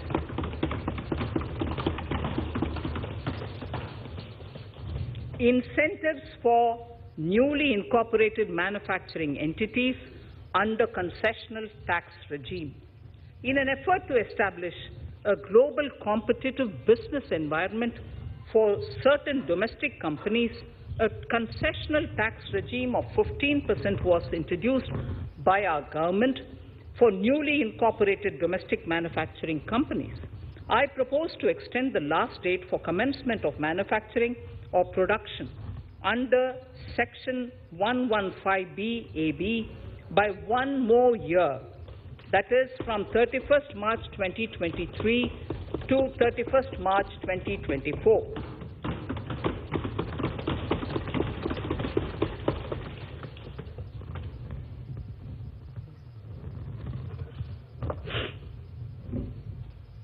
Scheme for taxation of virtual digital assets. There has been a phenomenal increase in transaction in virtual digital assets. The magnitude and frequency of these transactions have made it imperative to provide for a specific tax regime. Accordingly, for the taxation of virtual digital assets, I propose to provide that any income from transfer of any virtual digital asset shall be taxed at the rate of 30%, 30%. No deduction in respect of any expenditure or allowance shall be allowed while computing such income except cost of acquisition. Further, loss from transfer of virtual digital asset cannot be set off against any other income. Further, in order to capture the transaction details, I also propose to provide for TDS on payment made in relation to transfer of virtual digital asset at the rate of 1% of such consideration above a monetary threshold. Gift of virtual digital asset is also proposed to be taxed in the hands of the recipient.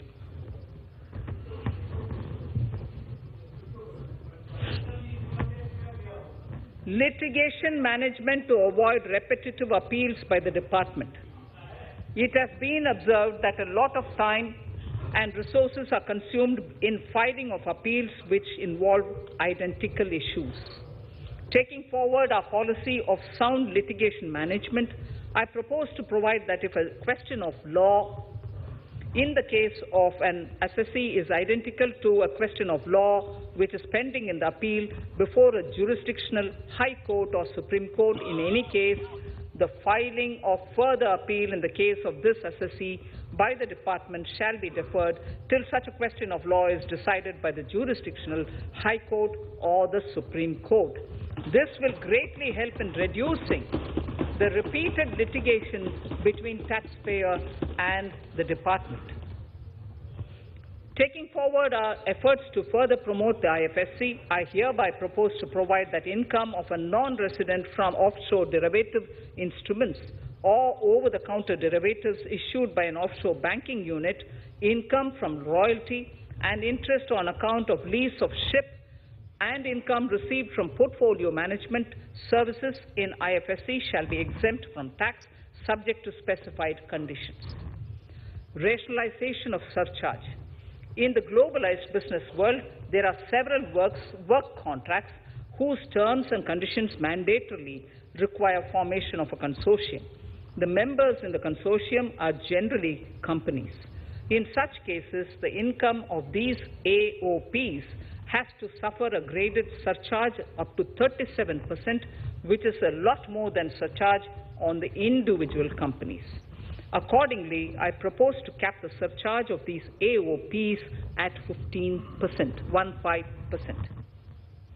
Further, the long-term capital gains on listed equity shares, units, etc., are liable to maximum surcharge of 15%, while other long-term capital gains are subjected to a graded surcharge which goes up to 37%.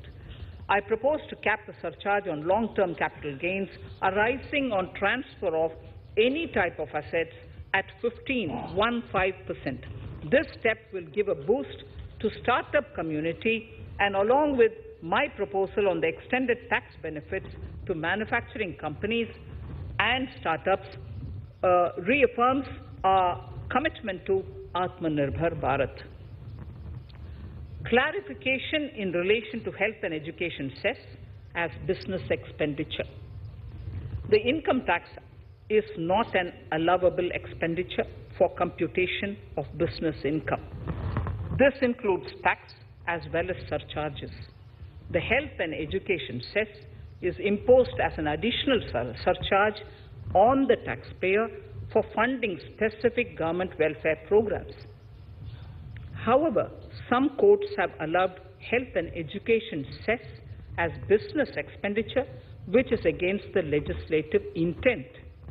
To reiterate the legislative intent, I propose to clarify that any surcharge or cess on income and profits is not allowable as business expenditure. Deterrence against tax evasion. Honorable Speaker, sir, presently there is ambiguity regarding set-off of brought forward loss against undisclosed income detected in search operations. It has been observed that in many cases where undisclosed income or suppression of sales, etc., is detected, payment of tax is avoided by setting off of losses. In order to bring certainty and to increase deterrence among tax evaders, I propose to provide that no set-off of any loss shall be allowed against undisclosed income detected during search and survey operations.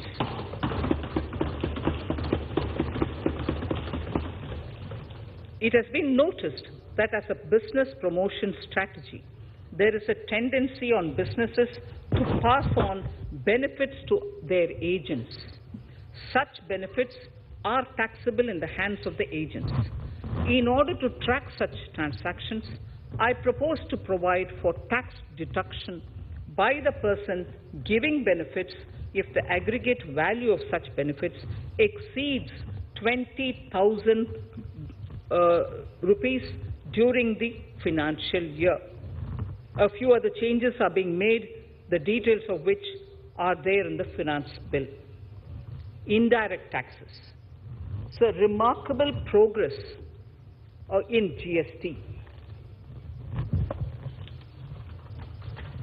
GST has been a landmark reform of independent India, showcasing the spirit of cooperative federalism.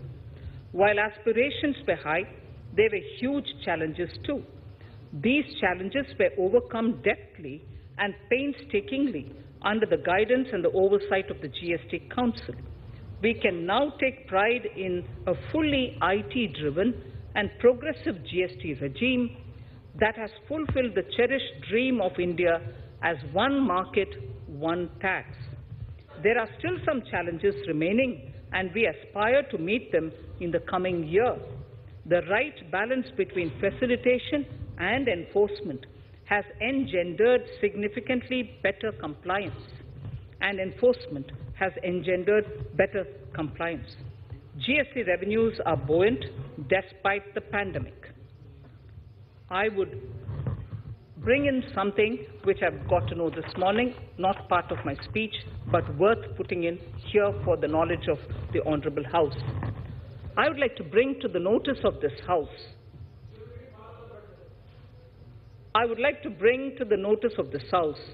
that the gross GST collections for the month of January 22 are rupees 1,40,986 crores, which is the highest since the inception of GST. This has been possible due to rapid economic growth, recovery, post-COVID,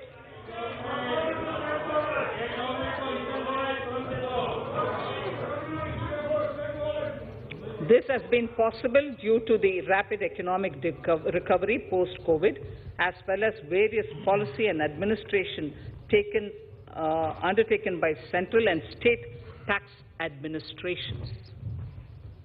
Taxpayers deserve applause for this growth. Not only did they adapt to the changes, but enthusiastically contributed to the cost of paying taxes. Special economic zones. In part A of my speech, I have referred to the proposed reforms in SEZs. Alongside, we will also undertake reforms in customs administration of SEZs, and it shall henceforth be fully IT-driven and function on the customs national portal with a focus on higher facilitation and with only risk-based checks. This will ease doing business by SEZ units considerably. This reform shall be implemented by 30th September 2022. Customs reforms and duty rate changes. Customs administration has reinvented itself over the years through liberalized procedures and infusion of technology. Faceless customs has been fully established. During COVID-19 pandemic, customs formation have done exceptional frontline work against all odds, displaying agility and purpose. Customs reforms have played a very vital role in domestic capacity creation, providing level playing field to our MSMEs, easing the raw material supply side constraints, enhancing ease of doing business, and being an enabler to other policy initiatives such as PLI and phased manufacturing plans. My proposal on customs side are aligned to these objectives. Project imports and capital goods. National Capital Goods Policy 2016 aims at doubling the production of capital goods by 2025. This would create an employment opportunities and result in increased economic activity. However, several duty exemptions, even extending to over 3 decades, in some cases have been granted to capital goods for various sectors like power, fertilizer, textiles, leather footwear, food processing, and fertilizers. These exemptions have hindered the growth of the domestic capital goods sector. Similarly, project import duty concessions have also deprived the local producers of a level playing field in areas like coal mining projects, power generation, transmission, or distribution projects, railway and metro projects. Our experience suggests that reasonable tariffs are conducive to the growth of domestic industry and make in India without significantly impacting the cost of essential imports. Accordingly, Honourable Speaker, sir, it is proposed to phase out the concessional rates in capital goods and project imports gradually and apply a moderate tariff of 7.5%. Certain exemptions for advanced machineries that are not manufactured within the country shall continue. A few exemptions are being introduced on inputs like specialized castings, ball screw, and linear motion guide to encourage domestic manufacturing of capital goods. In the last two budgets, we have rationalized several customs exemptions. We have once again carried out an extensive consultation, including by crowdsourcing. As a result of these consultations, more than 350 exemption entries are proposed to be gradually phased out. These include exemptions on certain agricultural produce,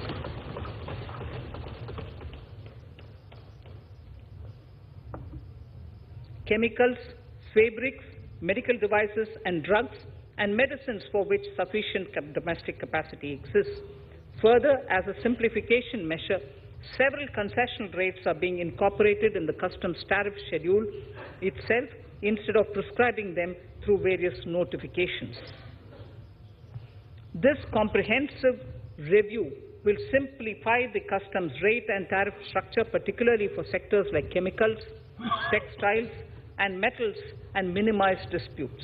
Removal of exemption on items which are or can be manufactured in India, and providing concessional duties on raw material that go into manufacturing of intermediate products will go many a step forward in achieving our objective of Make in India and Atmanirbhar Bharat. I shall now take up specific sector-specific proposals. Electronics. Electronic manufacturing has been growing rapidly. Customs duty rates are being calibrated to provide a graded rate structure to facilitate domestic manufacturing of wearable devices, hearable devices, and electronic smart meters. Duty concessions are being given to parts of transformer of mobile phone chargers and camera lens of mobile camera module and certain other such items. This will enable domestic manufacturing of high-growth electronic items. Gems and jewelry. To give a boost to the gems and jewelry sector, customs duty on cut and polished diamonds and gemstones is being reduced to 5%. Simply sawn diamond would attract nil customs duty. To facilitate export of jewelry through e-commerce, a simplified regulatory framework shall be implemented by June this year to disincentivize import of undervalued imitation jewelry. The customs duty on imitation jewelry is being prescribed in a manner that a duty of at least 400 rupees per kg is paid on its import. Chemicals. Customs duty on certain critical chemicals, namely methanol, acetic acid, and heavy feedstocks for petroleum refining are being reduced, while duty is being raised on sodium cyanide, for which adequate capacity in the domestic arena exists. These changes will help in enhancing domestic value addition. MSMEs. Duty on umbrellas is being raised to 20%. Exemption to parts of umbrellas is being withdrawn. Exemption is also being rationalized on implements and tools for agricultural sector which are manufactured in India. Customs duty exemption given to steel scrap last year is being extended for another year to provide relief to MSME secondary steel producers. Certain anti-dumping and CVD on stainless steel and coated steel flat products, bars of alloy steel and high-speed steel are being revoked in larger public interest considering prevailing high prices of metals. To incentivize exports, exemptions are being provided on items such as embellishment, trimmings, fasteners, buttons, zipper, lining material, specified leather, furniture fittings, and packaging boxes that may be needed by bona fide exporters of handicrafts, textiles, leather garments, leather footwear, and other goods. Honorable Speaker, sir, duty is being reduced on certain inputs required for shrimp aquaculture so as to promote its exports. Tariff measure to encourage blending of fuel. Blending of fuel is a priority for this government.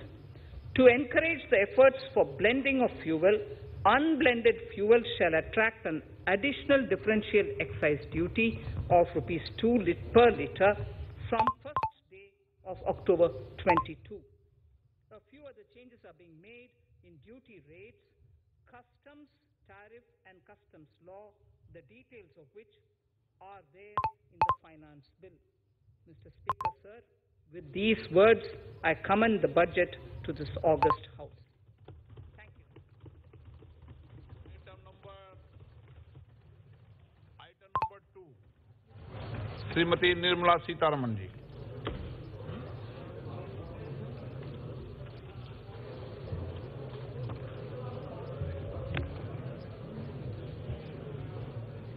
Sir, with your permission, I rise to lay on the table the following statements under Section 3(1) of the Fiscal Responsibility and Budget Management FRBM Act 2003. Medium-term fiscal policy cum fiscal policy strategy statement and macroeconomic framework statement. Item number 3, Vitt Videk 2020, Nirmala Sitharaman ji. Sir, item number 3, Finance Bill. Sir, with your permission, I rise to move for leave to introduce the Finance Bill 2022. प्रश्न ये कि वित्त विधेयक को पुनर्स्थापित करने की अनुमति प्रदान की जाए। जो सदस्य इसके पक्ष में हाँ गए, जो सदस्य विरोध में ना गए, मेरे विचार में निर्णय हाँ वालों के पक्ष में, हाँ वालों के पक्ष में। माननीय मंत्री जी, वित्त विधेयक को पुनर्स्थापित करें। Sir, I introduce the bill. सभा की कार्रवाई कल बुधवार दिनांक 2 फरवरी 2022 को 4:30 बजे तक के लिए स्थगित की जाती है।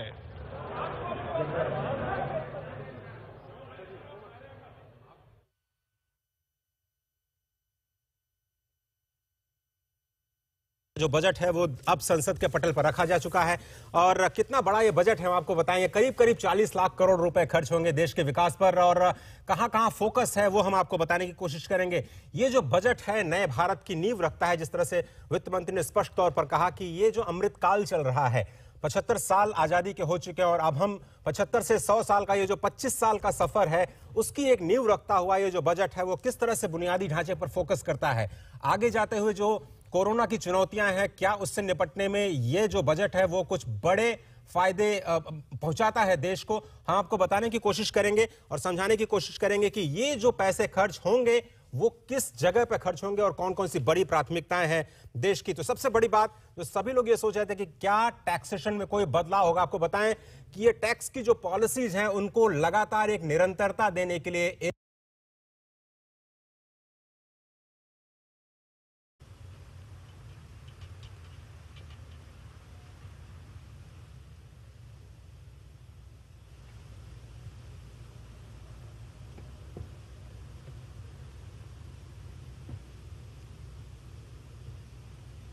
the President of India, Shri Ramnath Kovind, boarding his vehicle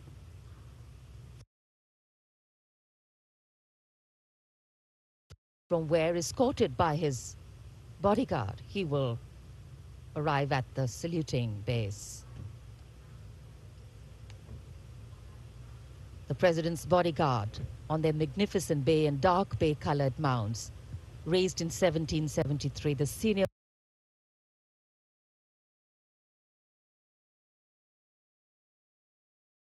most regiment of the Indian Army.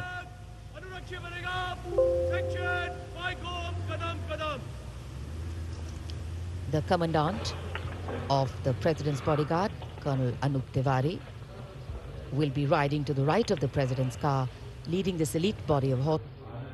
Honorable Speaker, sir, I present the budget for the year 2022-23. At the outset, At the outset, sir, I want to take a moment to express my empathy for those who had to bear adverse health and economic effects of the pandemic. The overall sharp rebound and recovery of the economy is reflective of our country's strong resilience. India's economic growth in the current year is estimated to be 9.2%, highest among all large economies. I recognize we are in the midst of an Omicron wave with high incidence but milder symptoms.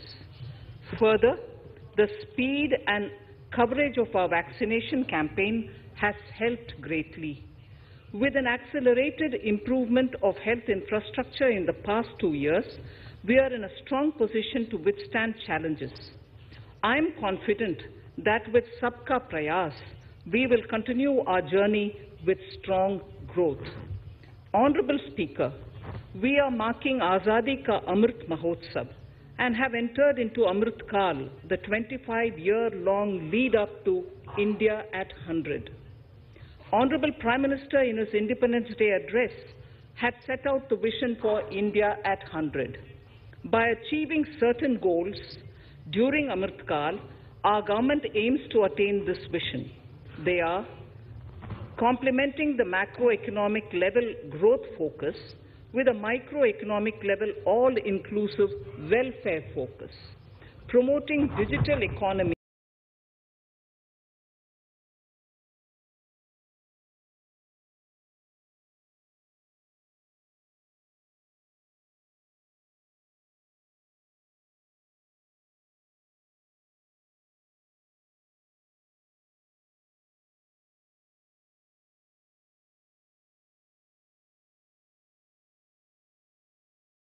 and what does it mean for everyone in the country. But let's first begin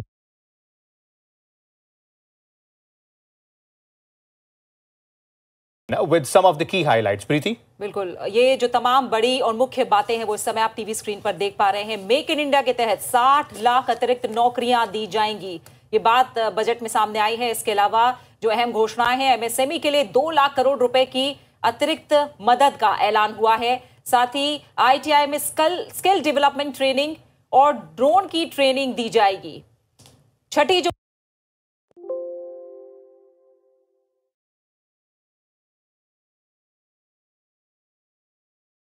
मुख्य बात है वो ये है कि सरकारी स्कूलों में ई विद्या के तहत 200 चैनल्स का विस्तार किया जाएगा। इसके अलावा एलआईसी का आईपीओ अब जल्द आएगा। साथ ही 100 साल के ढांचागत निर्माण पर सरकार का अब फोकस रहने वाला है। इसके अलावा 2022-23 में नेशनल हाईवे नेटवर्क तक जो इसका विस्तार है उसको करने की बात कही जा रही। क्लीन एनर्जी और क्लाइमेट जो है वो सरकार की प्राथमिकताओं में सामने आई है। इस बजट के जरिए एक बार फिर 5 नदियों को आपस में जोड़ा जाएगा। जो नदियों को आपस में जोड़ने की बात तमाम पिछले काफी समय से हम सुन रहे हैं, उसमें 5 नदियों को आपस में जोड़ा जाएगा। ऑर्गेनिक खेती को लगातार बढ़ावा देने की बात कही जा रही थी, एक बार फिर बजट में ये बात सामने आई है। रसायन मुक्त जो प्राकृतिक खेती है उसे लेकर आगे बढ़ा जाएगा। तिलहन के उत्पादन को बढ़ाने के लिए अभियान चलाने की बात है और एमएसपी के तहत रिकॉर्ड खरीदारी, किसानों को डिजिटल सर्विस दी जाएगी।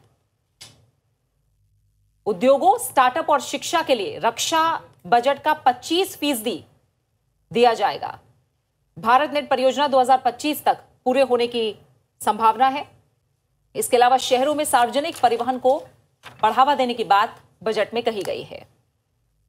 अगले 3 साल में 400 वंदे भारत ट्रेन चलाई जाएंगी। 1 स्टेशन 1 प्रोडक्ट से देश को फायदा हुआ है। गरीबों के लिए 80 लाख नए घर बनाए जाएंगे। इसके अलावा नए घरों के निर्माण के लिए 48,000 करोड़ रुपए का प्रावधान बजट में किया गया है। साथ ही अगले 5 साल में एमएसएमई सेक्टर को 6,000 करोड़ रुपए देने की बात कही गई है। 2022-23 में चिप वाले ई पासपोर्ट जारी किए जाएंगे। विश्व स्तरीय यूनिवर्सिटीज को देश में अनुमति दी जाएगी। ये भी बड़ी बात है जो सामने आई है। 2022-23 बजट में 7.5 लाख करोड़ रुपए का पूंजीगत व्यय जीडीपी का 2.9% होगा। तो ये तमाम मुख्य बातें हैं जो इस बार बजट में सामने आई हैं और बजट को लेकर चर्चा के लिए तमाम खास मेहमान हैं जो हमारे साथ जुड़ रहे हैं। पीएम गति शक्ति योजना को 2 चरणों में पूरा करने की बात कही गई है। Shubhomoy Bhattacharya ji, consulting editor the Business Standard, साथ ही संचित शर्मा, डायरेक्टर AIMIL फार्मा। दोनों मेहमानों का बहुत बहुत शुक्रिया। शुभमोय, चाहूंगी कि पहले आप बता दें जो बजट की बड़ी बातें जो अभी हमने स्क्रीन पे दिखाई भी हैं, आपके लिहाज में कौन सी ऐसे बड़े पॉइंट्स हैं जो इस बजट में हमारे सामने आए हैं जिनको आप मानते हैं कि ये थोड़ा टर्निंग पॉइंट साबित होंगे? प्रीति जी, सबसे बड़ा चीज़ इस बजट में और जिस पर सबकी निगाहें बनी हुई थी वो था कि कैपिटल एक्सपेंडिचर पे सरकार कितना व्यय करेंगे। और उस पर वित्त मंत्री ने कहा है कि हम लोग एक्सपेक्ट कर रहे थे 7 ट्रिलियन 7 लाख करोड़ के तक पहुंच जाएगा, उन्होंने इस पर एक्सीड किया है। She says 7.5 lakh crore. ये बहुत बड़ा चेंज है क्योंकि कैपिटल एक्सपेंडिचर का अभी सख्त ज़रूरत है पूरे इकोनॉमी में। तो भारत सरकार 2 लाख करोड़ के करीब इजाफा कर रहे हैं अपने कैपिटल एक्सपेंडिचर पे। ये पब्लिक इन्वेस्टमेंट में ये बहुत बड़ा केंद्र बिंदु है क्योंकि पूरे इकोनॉमी का जो हम रोल आउट कर रहे हैं, सोच रहे हैं कि कोविड से कैसे इसका इफेक्ट सुधरा जाए, उसके लिए ये बहुत बड़ा फिगर है। That's 2.9% of the GDP if you look at that way. And if you add on the states component, it comes out to be somewhere around 4.1%.